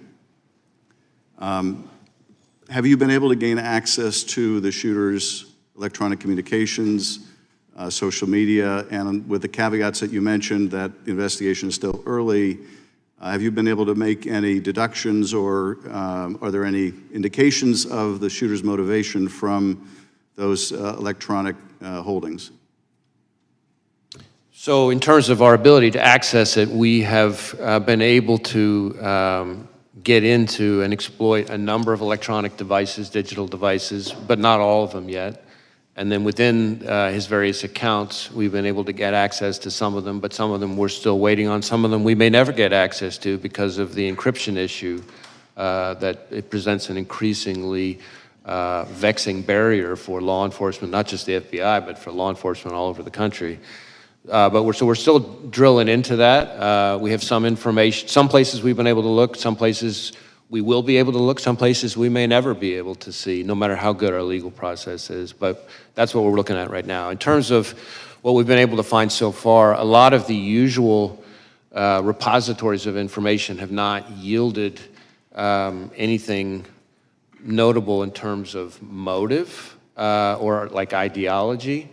Having said that, it does appear fairly clear that he was interested in public figures, kind of more broadly, and I think this is important, that starting somewhere around July 6th or so, he became very focused on former President Trump and this rally. And so one of the things that I can share here today that has not been shared yet is that we've just in the last couple of days found that from our review, to your point about devices, analysis of a laptop that the investigation ties to the shooter reveals that on July 6th, he did a Google search for, quote, how far away was Oswald from Kennedy? And so that's a search that obviously is significant in terms of his state of mind. That is the same day that it appears that he registered for the Butler rally. And when you say that his electronic holdings indicated an interest in different public figures, without revealing anything you're not comfortable revealing about those public figures, can you tell us anything generally about them, either the offices they hold, their political party, or was it simply people of a high profile? Well, a couple things. First, the images that we've recovered so far from, I can't remember which of his various devices, appear to be what we call cached images from searches of news articles. So if you do a news article search, of course, if there are photos on it, those photos get stored automatically in your cache, as opposed to me searching or him searching for a specific person and getting up images of that person. As far as the pictures that are like that, there doesn't seem to be a whole lot of rhyme or reason to it so far, other than these are all prominent public people, but they cover both parties, they cover both U.S. people and even some foreign public officials. So that part doesn't appear to, that one repository of information doesn't appear to be overly indicative of motive, other than interest in public figures, but that could be just because he was reading news stories. So we're still trying to drill into that. That's why all of these outstanding legal process returns that we're waiting on for various accounts, platforms, et cetera, any one of them could be one that would have very indicative, very important information. If I could be permitted one very short additional question, Chairman. From that, any indication of any other particular target, that is someone who was not just sort of generically the subject of the searches you described, but for which there was more of an interest than others? The information I just described at the moment does not appear particularly indicative of targeting in its own right. But again, that dot, once we get other information, could connect in a way that might be more meaningful. But I'm sharing that piece of information with this committee and with the American public, but I think it's important that we put down a qualification. This does not appear to be some kind of target list or something like that. This is cached images from running searches of news stories. And again, there's nothing at the moment, there's no pattern from that particular piece of information that is overly remarkable so far. Thank you. Thank you, Chairman. Gentleman yields back. Gentleman from California is recognized. Mr. Director, you previously told us that you consider the situation on the southern border to be a massive security threat to our country. Is that still your assessment? I stand by my prior testimony, and in fact, just in the last month or so, we've done, conducted a significant series of arrests. I say we, our Joint Terrorism Task Force is working with ICE of a number of individuals with suspected international terrorism ties, and I have also been very vocal about the fact that and this is really since the last time I appeared before you, that we are increasingly concerned about the possibility not just of a foreign terrorist-inspired attack, which is very much a concern, but even the potential for a coordinated foreign terrorist attack, perhaps like what we've seen against the concert hall in Russia, for example, but just here in the United States. Well, the 19 suicide bombers who overstayed visas were responsible for 3,000 American deaths on 9/11. What's your best estimate of the number of foreign terrorists who are now in our country? I don't know that I could give you that number. What I can tell you is we have lots of foreign terrorism-related investigations, but that doesn't mean that all of them came in, illegally or anything like that. It seems to me that the simplest act of terrorism would be for dozens of guerrillas to attack low-security, high-density venues, for example, Friday night high school football games all across the country at the same hour. With bombs and automatic weapons, that would produce thousands of casualties from coast to coast in a matter of minutes. How likely is such a scenario? Well, what you're describing would require, of course, a lot of coordination. But what I will tell you, and I think you're onto a particularly important point from my perspective, which is that unlike the 9/11 attacks, which again, I was in FBI headquarters on the day of 9/11, and so I remember it vividly, and I've spent plenty of time in the period after that in my prior positions engaged with the families and the victims. But what we're seeing more and more with the foreign terrorist threat, and frankly also the domestic terrorism threat, is a focus on kind of like what you're talking about, well, what I would call soft targets, which is really for the American people's benefit, just intelligence community speak for where everyday people live their everyday lives. What terrorist groups have now infiltrated our country that you're tracking? Well, I don't know that I would say infiltrated. We have investigations as we speak that relate to ISIS and its affiliates. We have investigations as we speak that relate to Al-Qaeda. We have investigations as we speak that relate to Al-Shabaab. We have investigations as we speak that relate to the Iranian proxies, Hezbollah, and so frankly, even the IRGC Quds Force itself. What foreign criminal gangs are now in our country that you're most concerned with? Well, foreign criminal gangs, we obviously have investigations, a lot of investigations into, gangs like MS-13, for example, and some of its counterparts. Although I think if you were to talk to most chiefs and sheriffs like I'm doing every week, we shouldn't underestimate how prevalent neighborhood gangs are, really. It's a lot of the gang violence that... Well, I'm concerned about those that we've allowed in through the southern border and what threat they are now posing. Do you believe that the vetting performed at the southwest border is adequate to ensure that aliens with terrorist or criminal gang ties are not being released into the United States?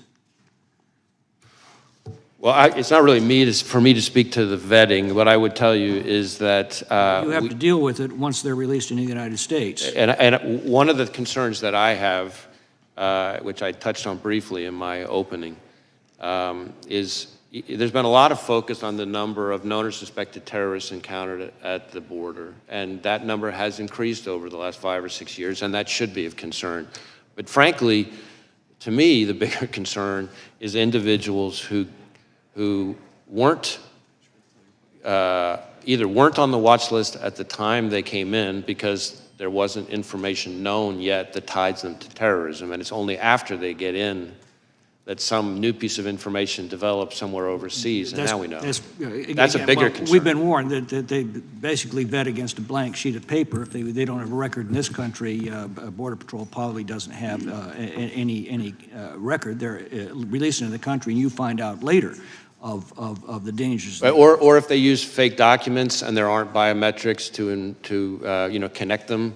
Sometimes there are people who come in who, because of the nature of the threat information that puts somebody on the watch list, there wasn't, fingerprints from the person at the time, because not every piece of intelligence comes with fingerprints. So then the guy comes in using fake ID, and of course, there's no reason to connect them. And of course, the 2 million gotaways you know absolutely nothing about. Exactly.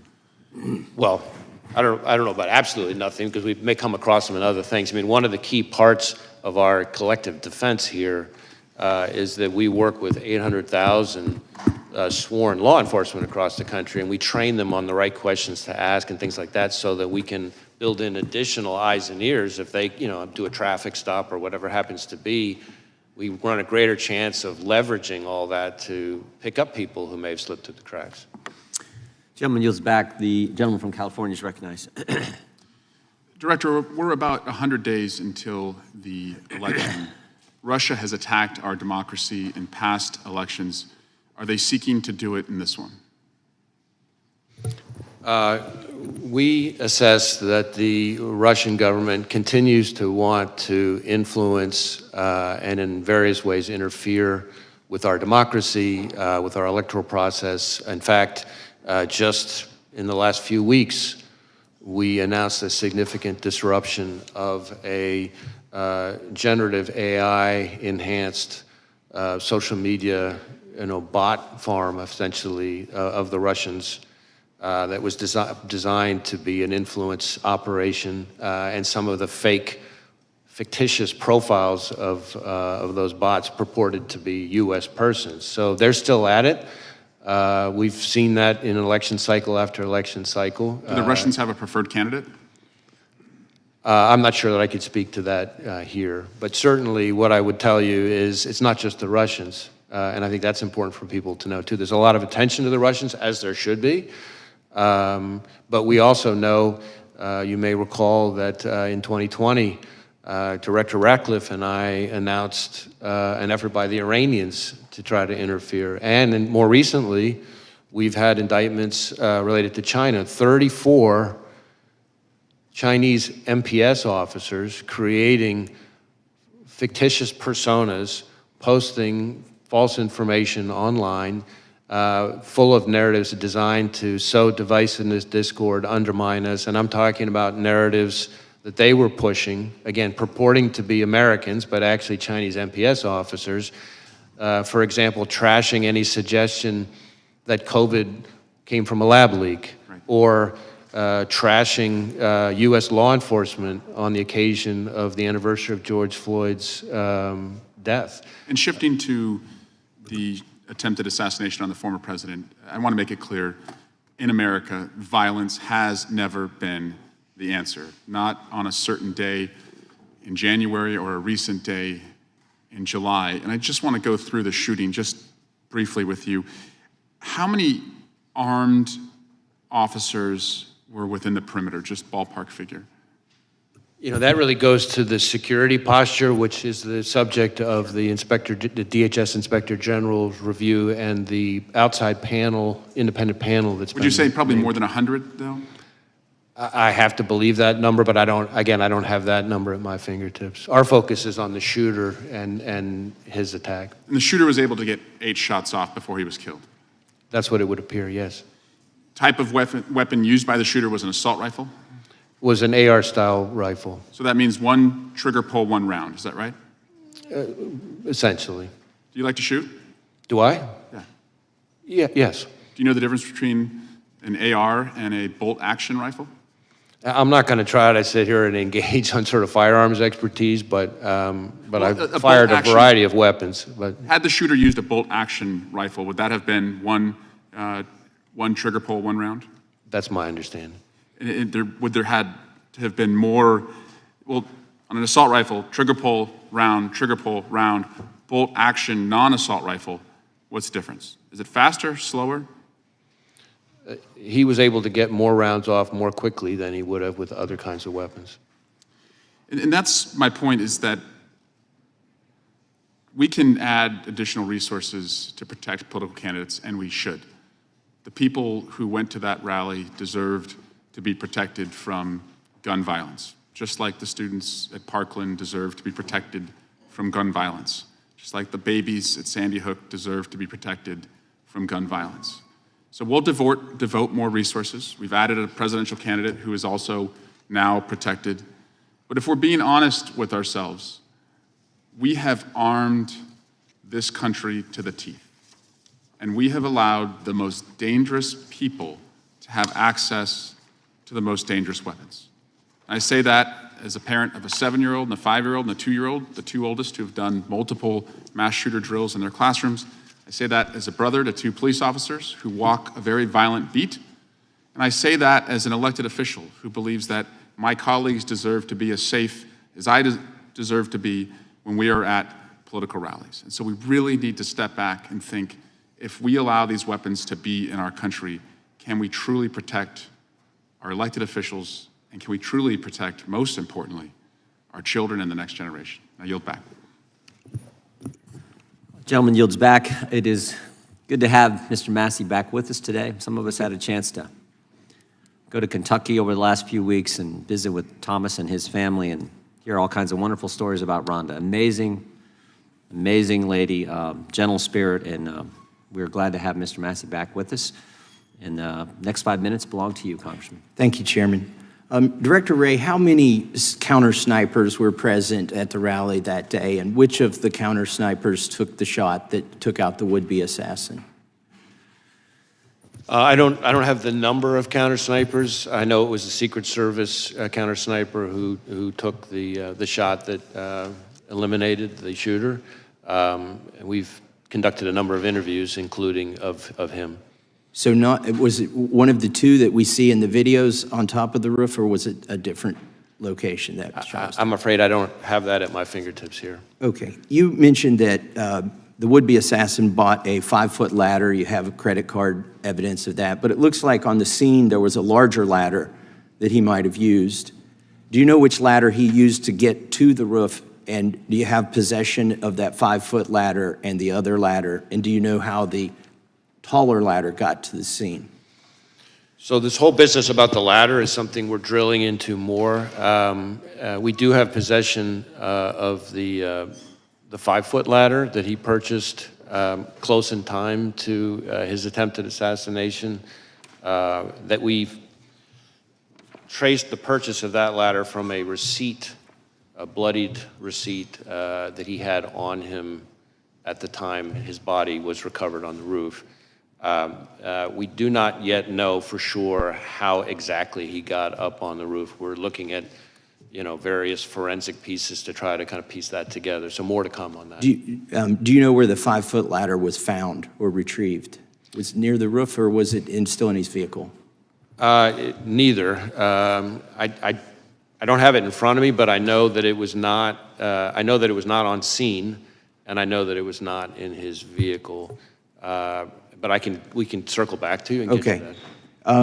Is there any evidence at all that he may have been in contact with somebody else before this occurred that may have had any prior knowledge or may have helped him plan this event?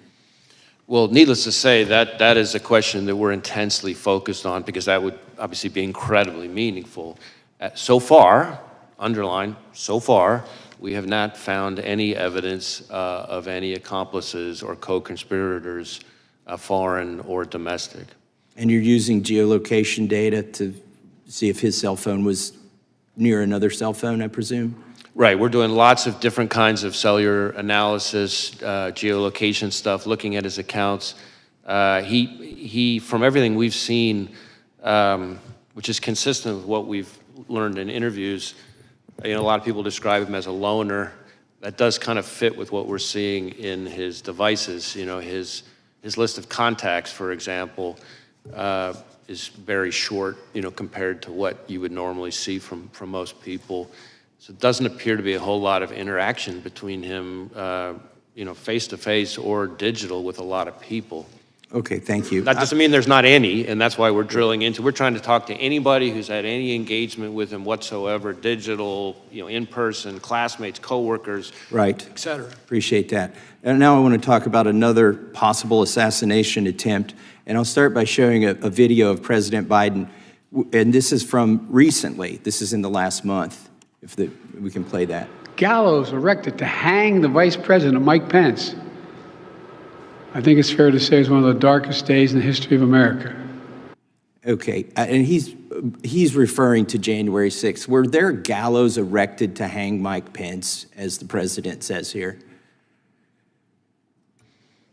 I'm not aware of any physical gallows. I can't remember whether, from a demonstration perspective, there may not have been some kind of replica or symbol of something like that. That's my impression. Can we show, can you raise that up so you can see it? It looks like there was some kind of prop that was built. The construction doesn't look like it lends itself to actually hanging somebody. It's more of a prop, I think, as you suggested, that was erected on January 6th. But if the president were correct, that these gallows were erected to hang Mike Pence, that would be a very serious allegation, wouldn't it? I would take it very seriously, yes. Has anybody been arrested, or do you have any leads in conjunction with the erection of this gallows? We had a picture here on the screen, if you can show it again. It was just up there. There's an individual here who's seen near these gallows. Has he been arrested? Have you identified this person? I don't know that I could speak to this specific person or the gallows that are pictured on the image. We have had, I think, 850 people who have pled guilty to federal crimes related to January 6th, and I think, another 180, I think it is, convicted at trials. I can't be sure. And some of them merely for going into the Capitol, but here the president suggests that individual intended to hang Vice President Pence, which seems like kind of a wild claim myself, given the construction of those gallows. But if we are to take him seriously, or even if we aren't, let me just finish by saying this. If you have no leads, or you're not sure if anybody who erected those gallows was arrested or is being investigated, were there any confidential human sources involved from the FBI or any other agency in the erection of that prop, those gallows? I'm not aware of anything like that. All right. Thank you. I yield back. Gentleman yields back. Gentlelady from Washington is recognized. Thank you, Mr. Chairman. Welcome, Director Wray. Political violence of any kind is dangerous, unlawful, and totally unacceptable. Just as we all watched and then unequivocally condemned the attempted assassination attempt on our former president, I wish that we could all come together to unequivocally condemn the act of political violence on January 6th, instead of defending props that were used, that were harmful, dangerous props of gallows, attempting to show what people wanted to do to Vice President Pence. Extremists attempted to subvert our democracy in the worst assault on the U.S. Capitol since the War of 1812. Many of us were trapped in the gallery that day. We feared we would not make it out. Insurrectionists were chasing down former Speaker Nancy Pelosi and then Vice President Mike Pence. And I myself have been the direct target of political violence when an armed man with a gun showed up at my door, threatened me and my family, and we actually ended up having to move our home. So I understand the increased tenor of political violence that is racking our country. It has been on the rise, fomented by violent and dehumanizing rhetoric from top public officials, including the former president and members of Congress, sadly, and bolstered by the proliferation of easily accessible guns, including assault-style weapons. All of this violence is unacceptable, and I wholeheartedly condemn it. I just hope we condemn all of the violence, not just one or two incidents. Mr. Wray, today I want to focus on the role of the FBI and the need for the Bureau to remain politically neutral and independent. The FBI cannot and should not be subject to the whims of any president. The majority apparently doesn't think that the FBI needs to be politically neutral and independent. They want an FBI subordinate to the president, not accountable to the American people. That is one part of a larger plan to undermine our democracy, to remove the checks and balances that have protected us, and ultimately to subvert our freedoms. That agenda, promulgated by the former president, his loyalists, and their MAGA allies, is called Project 2025. It is publicly available online. I encourage everyone who's watching this to Google it. It includes plans to undermine every part of our government, including the FBI. Trump's Project 2025 agenda says that the director of the FBI must not be independent of politics, but instead must do whatever the president orders. Under Trump's Project 2025, Trump loyalists would undermine the non-political and independent structure of the FBI. Project 2025 openly calls on the next conservative administration to support, quote, a vast expansion of the number of political appointees in every office across the DOJ, especially the FBI. And so, Mr. Wray, given your extensive experience as a law enforcement professional at DOJ across multiple Republican and Democratic administrations, why do you think it's important that the FBI maintain political independence from the president? I think the FBI is and needs to stay independent, and that means protecting the American people without fear or favor, upholding the Constitution and the rule of law, and it means following the facts wherever they lead, no matter who likes it. And I add that last part because the essence of independence and objectivity is not that an investigation is going to always yield the result you want. Our independence and objectivity can't only be respected when you like the outcome. That's the very essence of objectivity. Sometimes you're going to like the result, sometimes you're not going to like the result. And that applies to everyone, including us. Any number of times we're disappointed and frustrated by the results of our investigations. But the alternative is an erosion of the rule of law, where the only thing that distinguishes one investigation from another is power. And that's what you see in some of authoritarian countries around the world. So I'm not familiar with this particular no, I didn't ask you to Project comment on that. 2025 thing. I don't know know anything about it, but what I can tell you is, from my perspective, the FBI needs to be functioning as independent. Doesn't mean it's not part of the executive branch. It doesn't mean the FBI director doesn't serve at the pleasure of the president, but it does mean that the way we do our work has to be objective. Has to be independent. Yeah, thank you. I have another question about the role of attorneys at the FBI Office of General Counsel. How do we protect that work? I'm sorry, could you repeat the question? The role, what role do the attorneys at the FBI Office of General Counsel play in ensuring that the Bureau respects the constitutional rights of American citizens? How do we protect that work? So, in my experience, the lawyers in the Office of General Counsel play an incredibly important role in ensuring that our agents have their questions about how to comply with the law and conducting their work answered. And ensuring that we conduct our work in the right way, which means scrupulously adhering to the laws and the rules that apply to us. I just wanted to say before I yield, Mr. Chairman, that the Project 2025 also eliminates the FBI's Office of General Counsel in-house lawyers who are responsible for that role. I appreciate your indulgence, and I yield back. Gentlelady yields back. Gentleman from Wisconsin's recognized. Yeah, thank you, Mr. Chairman. I think it was when you were here December of last year, Mr. Wray, that you said blinking lights were going off in regards to the southern border and what is happening down there. Has the border situation improved in terms of your assessment with the security of Americans since you were last here in December? Well, I guess a couple things, and I appreciate the question. So first, the blinking lights comment that I made refers more broadly to the threat environment that I'm seeing as FBI director across a wide range of threats. Contributing to that in a variety of ways are the threats that emanate from the border. So it's not a comment just on the border issues, it's the threat environment that we face more broadly, in my experience in law enforcement. I am increasingly concerned that foreign terrorists could seek to exploit vulnerabilities at our southwest border or at other ports of entry or in other aspects of our immigration system to facilitate an attack here in the United States. I think that is something we have to be concerned about. There's been a lot of focus on numbers of this, numbers of that, and I understand that. But as I think was referenced in an earlier question, it doesn't take very many foreign terrorists to be a real problem. We had 19 hijackers responsible for the 9/11 attacks. And we just, not that long ago, had a case, some of the members of the committee will remember, where we charged an individual for trying to smuggle individuals in to assassinate former President Bush.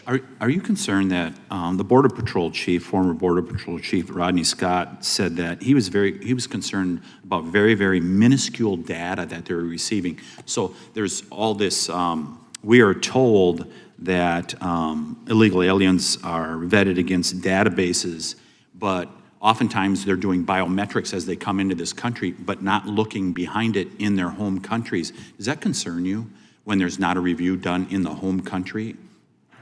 Well, we certainly need as much help as we can get from the countries of origin of these people. When I say origin, not just where they come from originally, but countries they've come through. And the biometric enrollment piece is, of course, an important one. We have situations where even if... Are we doing a thorough enough job of reviewing them, their actions, and their lives in their home countries before they came here? Well, I mean, we need more help from our foreign partners. There's no question about that. And I think that's an important part of it. How about our domestic partners, like the CIA and others that are supposed to protect us? So there's been a lot of discussion, of course, over the last several years about the pivot to what's called the hard targets, right? The understandable focus, which I support, of focusing on the threat posed by China and Russia and Iran. But with that comes, if you look at, for example, the withdrawal from Afghanistan, we start to lose sources of information about foreign terrorist threats from overseas, and that is a concern to me. Yeah, my time's running out. Has Vice President Harris met with you in regards to the border? Well, I've been in meetings that have included the Vice President that have in different ways touched on border Has she issues. specifically asked you for a meeting in regards to the threat that is at the border? You know, I'm not going to get into sort of specific meetings, but I can tell you that I've been in meetings that have included, among other people, the Vice President that touch on border security issues. Did she ask you questions about what you thought needed to be done in regards to reducing this threat to the American people? You know, I really can't get into specific conversations. Is support for President Trump a security concern within the FBI? I'm sorry, I couldn't hear it. Is support for President Trump a security concern amongst your employees? No. Is objection to the COVID-19 vaccine a security threat? Not from my perspective. Who improved what is termed the Trump questionnaire within the FBI that was done by SIIS? Dina Perkins, Jeffrey Ventry were behind it. Who was responsible for that? And did you know that there was a Trump questionnaire out there? So the document you're asking about is an interview outline that we only recently learned about, and in my view is completely inappropriate. I asked my team to get to the bottom of what happened and to ensure that doesn't happen again, and I've learned that it's not an FBI form, that its use was isolated, that it was created not by an FBI employee, but by an outside contractor, and that individual is no longer affiliated with the FBI. But we are sending what we have found to the Office of Inspector General, and we'll cooperate, of course, with anything they... Mr. Chairman, I'll just close with this. We keep hearing about these isolated examples, whether it's Richmond Catholics, this instance. When is it, isn't it a pattern I yield back. Gentleman goes back, Mr. Correa. Thank you, Mr. Chairman, and Director Wray, welcome again to this committee, and I want to thank you and your agents for the good job you're doing to protect Americans. Earlier this week, I was part of the group that went out to visit Butler, Pennsylvania Homeland Security members. I agree with my colleagues that have said violence has no part in our democracy. And I trust you will investigate the events surrounding July 13th thoroughly. I'm going to ask you a question. I hope you'll keep it in mind as your investigation proceeds, which is, who's in charge? Who's in charge at a campaign rally, setting it up? Secret Service or a campaign? And I ask this question because when I was there, had a couple of law enforcement individuals alluding to that question as well. They gave me an example. They said, if a Secret Service says you need to set up a line of dump trucks behind the stage to serve, to protect the candidate, and the campaign says that's bad optics, who ends up winning the debate? So my question is, who's in charge? And as you investigate this crime scene, hope you ask the locally elected officials. I spoke to a county supervisor, local police and sheriff. They all had information they wanted us to know, to relay. We just didn't have the opportunity to sit down and talk to them. There was a lot of concern that they weren't given enough time to prepare for this rally. They thought there were things that could have been done better.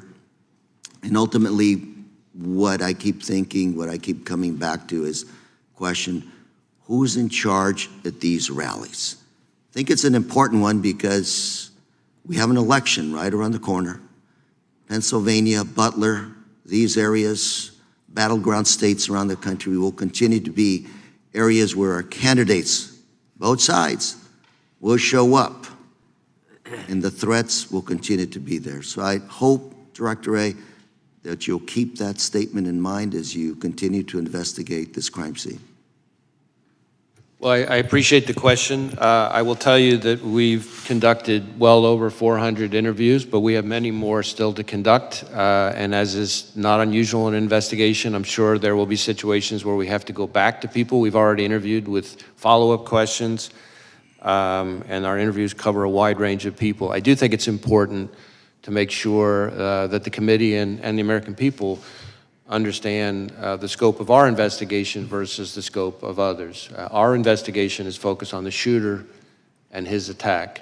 There is, of course, and I understand completely why, there are two separate reviews, one by the DHS Inspector General and the other by this outside independent panel that's been announced, that are focused on the security posture, the adequacy of the security posture at the rally, Secret Service decision-making and actions and things like that. And so I certainly understand why there are all those questions, but those are in scope of those two other reviews, and of course, whatever Congress chooses to do. Our investigation, though, because of our interviews of people who are on the scene, will relate to that in some ways, and we're going to share whatever we learn that's relevant with those other reviews. Director Wray, my last minute that I have, I'm going to flip quickly to your good job resources.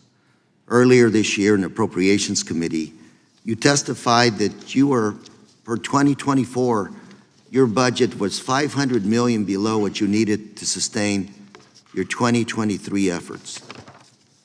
A few minutes ago, you talked about foreign terrorists. The last few weeks, I know information has emerged. That information came from FISA information that was able to be collected overseas on these possible terrorist threats. What we have here today is a domestic terrorist, what looks to be a lone wolf. Your statements, there's nothing really there that would have tipped anybody off to this individual. Is that what I'm hearing from you? Well, I don't know that I'd go quite that far because we're still investigating a lot related to the shooter. It does appear so far that we're seeing less in his... My 6 seconds, I would just say, I would ask that you let us know what resources you need to protect the American public and our candidates in our democratic system. I appreciate the question. I would just say this.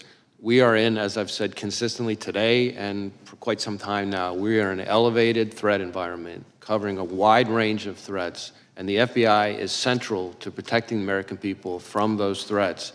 And state and local law enforcement, who depend on us every day, rely on us for all sorts of services, databases, forensic support, training. I could go on and on and on. And a lot of those departments, unlike the FBI, have had a hard time recruiting. And so this is not a time to pull back on our funding because we're going to leave our brothers and sisters in state and local law enforcement twisting in the wind, and then by extension, the American people we're all collectively sworn to protect. Thank you, and Mr. Chair, I yield. Gentleman yields back. Gentleman from Texas, recognized. Thank you, Chairman. Thank you, Director Wray, for being here. When did you last speak with President Biden? I don't have the exact date, but it's been certainly since the, since the shooting. So you have spoken to the president since the assassination attempt on President Trump's life? Yes, sir. And what was the mental state of the president? We had a perfectly professional conversation. And are you, do you have any scheduled briefings of the president upcoming? Not at the moment specifically scheduled, no.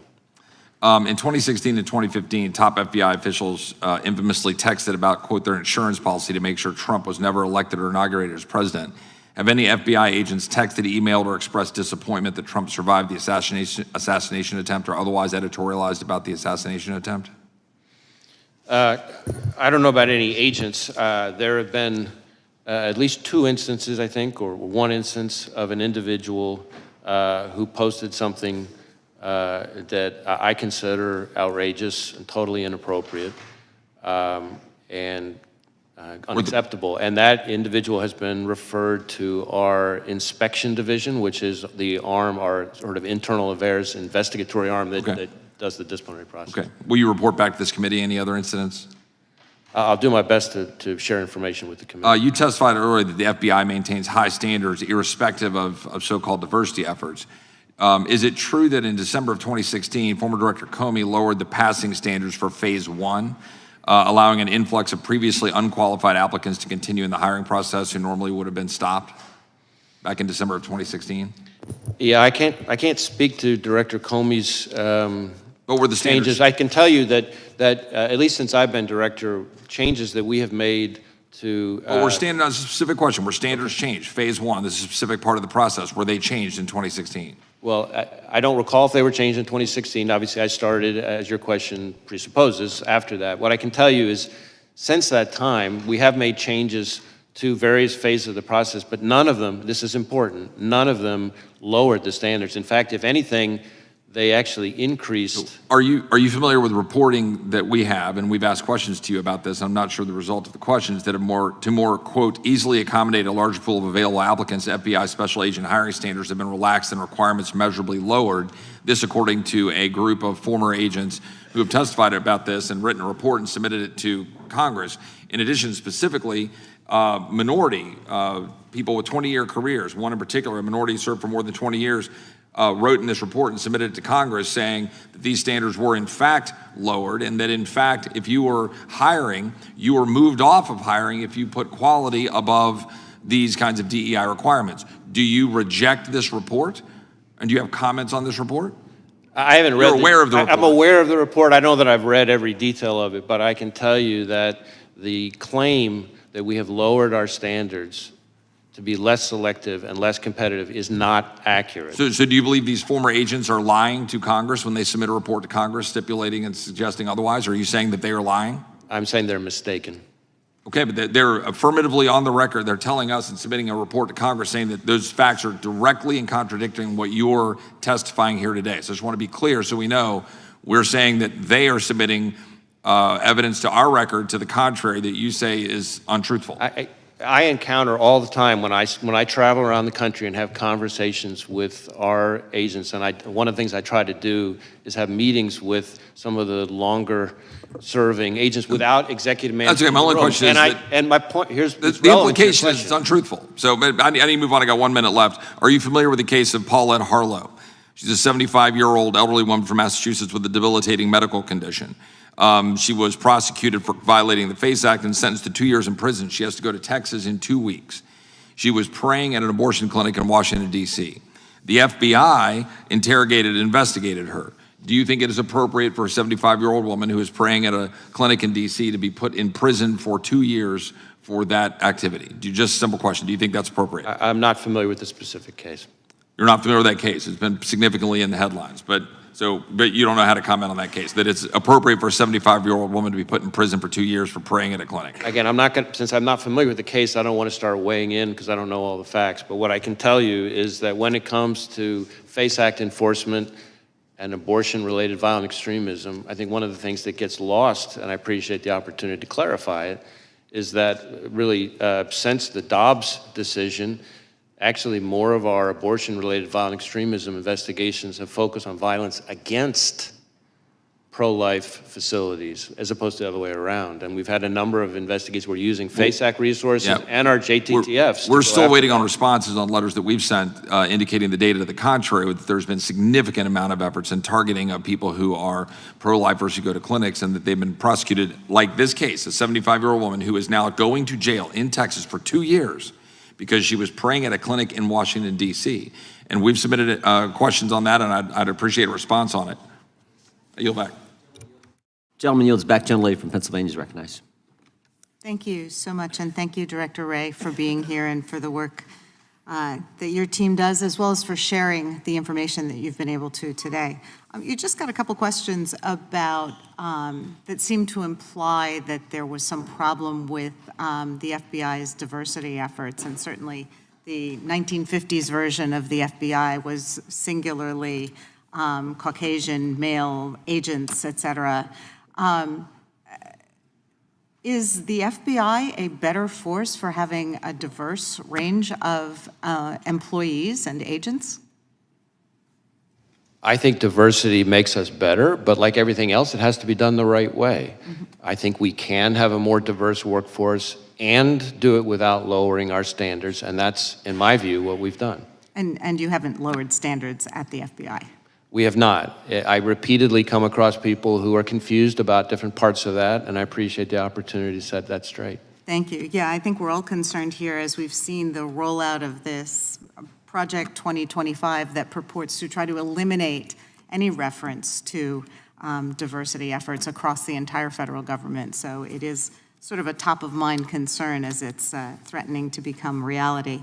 So what I did want to talk about today is something some of my colleagues have mentioned, which is the normalization of threats and violence against public servants at all levels, whether it's election workers or school officials, elected officials and their families, judges, federal law enforcement agents, and others.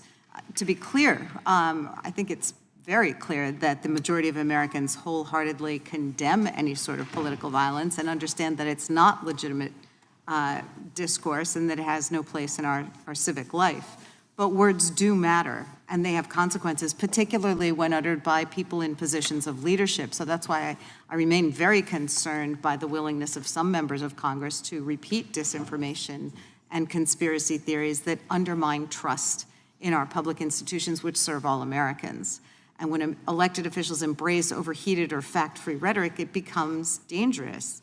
I have been heartened, as many national leaders have unequivocally condemned calls to violence, and I would urge all members of this body to do so and continue to do so, regardless of the party affiliation of the perpetrators or the targets of such threats. You and our other national security officials have repeatedly warned us that foreign actors are actively working to spread disinformation, to influence our elections and discredit our public institutions, and we shouldn't be aiding and abetting them.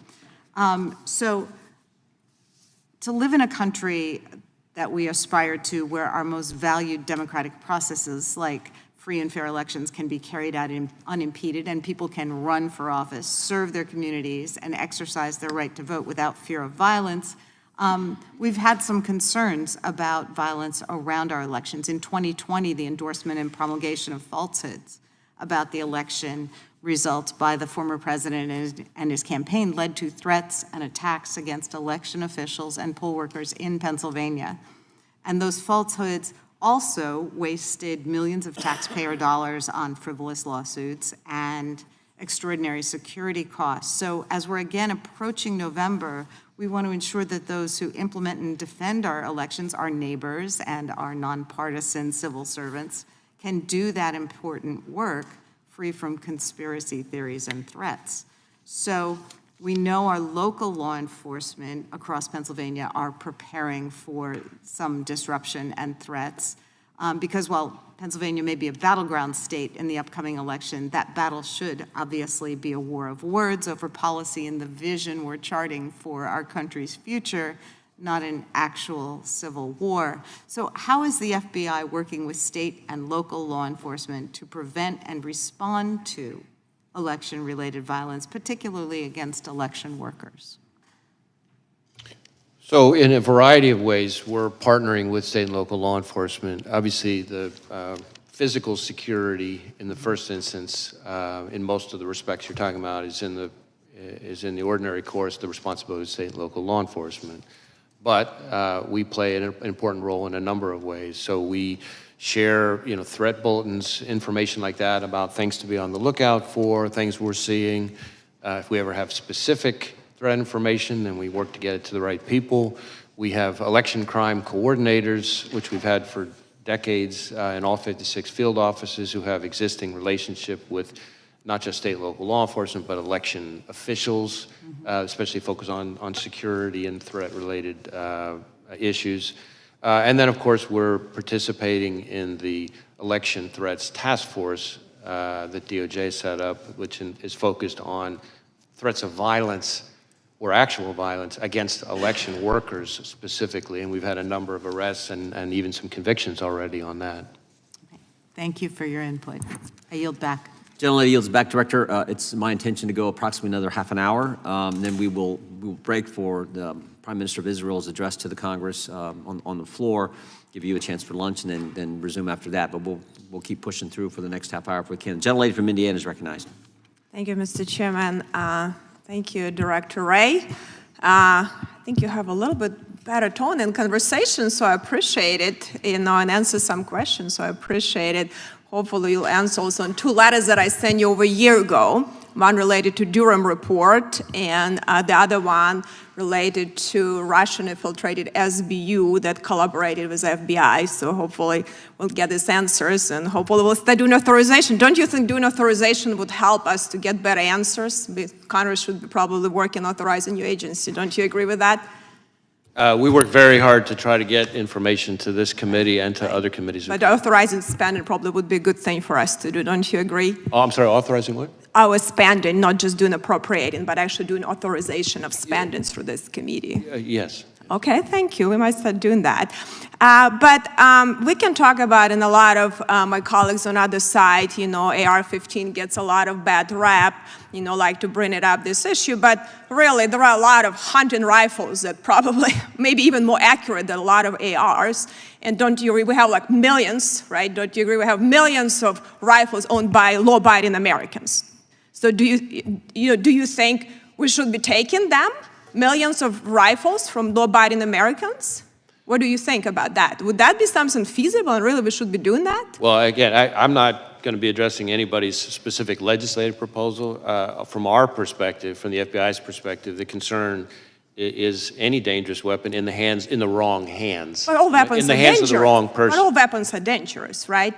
I'm sorry? All weapons are dangerous. Knives are dangerous, Sure. Explosives are dangerous. There are a lot of weapons are by their very but are we going to be definition confiscating, hunting rifles and rifles for millions of Americans? Do you think it's even feasible to do something like that from law-abiding citizens? It's not something I'm advocating. Okay, well, thank you. I appreciate that. So we have to go back. That was a catastrophic failure of security. That's what's happened, recently with attempted assassination. Don't you agree with that? Well, I think former Director Cheadle has already publicly acknowledged that it was, I think her words were, a significant operational failure. Yeah. Then we had, similar situation, a different, talking about bad optics. So Speaker Pelosi at that time didn't want to have bad optics on January 6th, and we didn't have proper security here on January 6th. That was a catastrophic failure too. Are we looking at that? Any one conclusion was made from that? Have we made any adjustments? Because I know a lot of people, got hurt now just being here. There was a lot of cases bringing up the Department of Justice, and a lot of them were really just law-abiding Americans that really just upset with the government, and they have a reason to do it. So I think we need to think about it before we prosecute, or instead of actually, looking how we can deal with real criminals and how we can have a proper security when we have events with so many people there.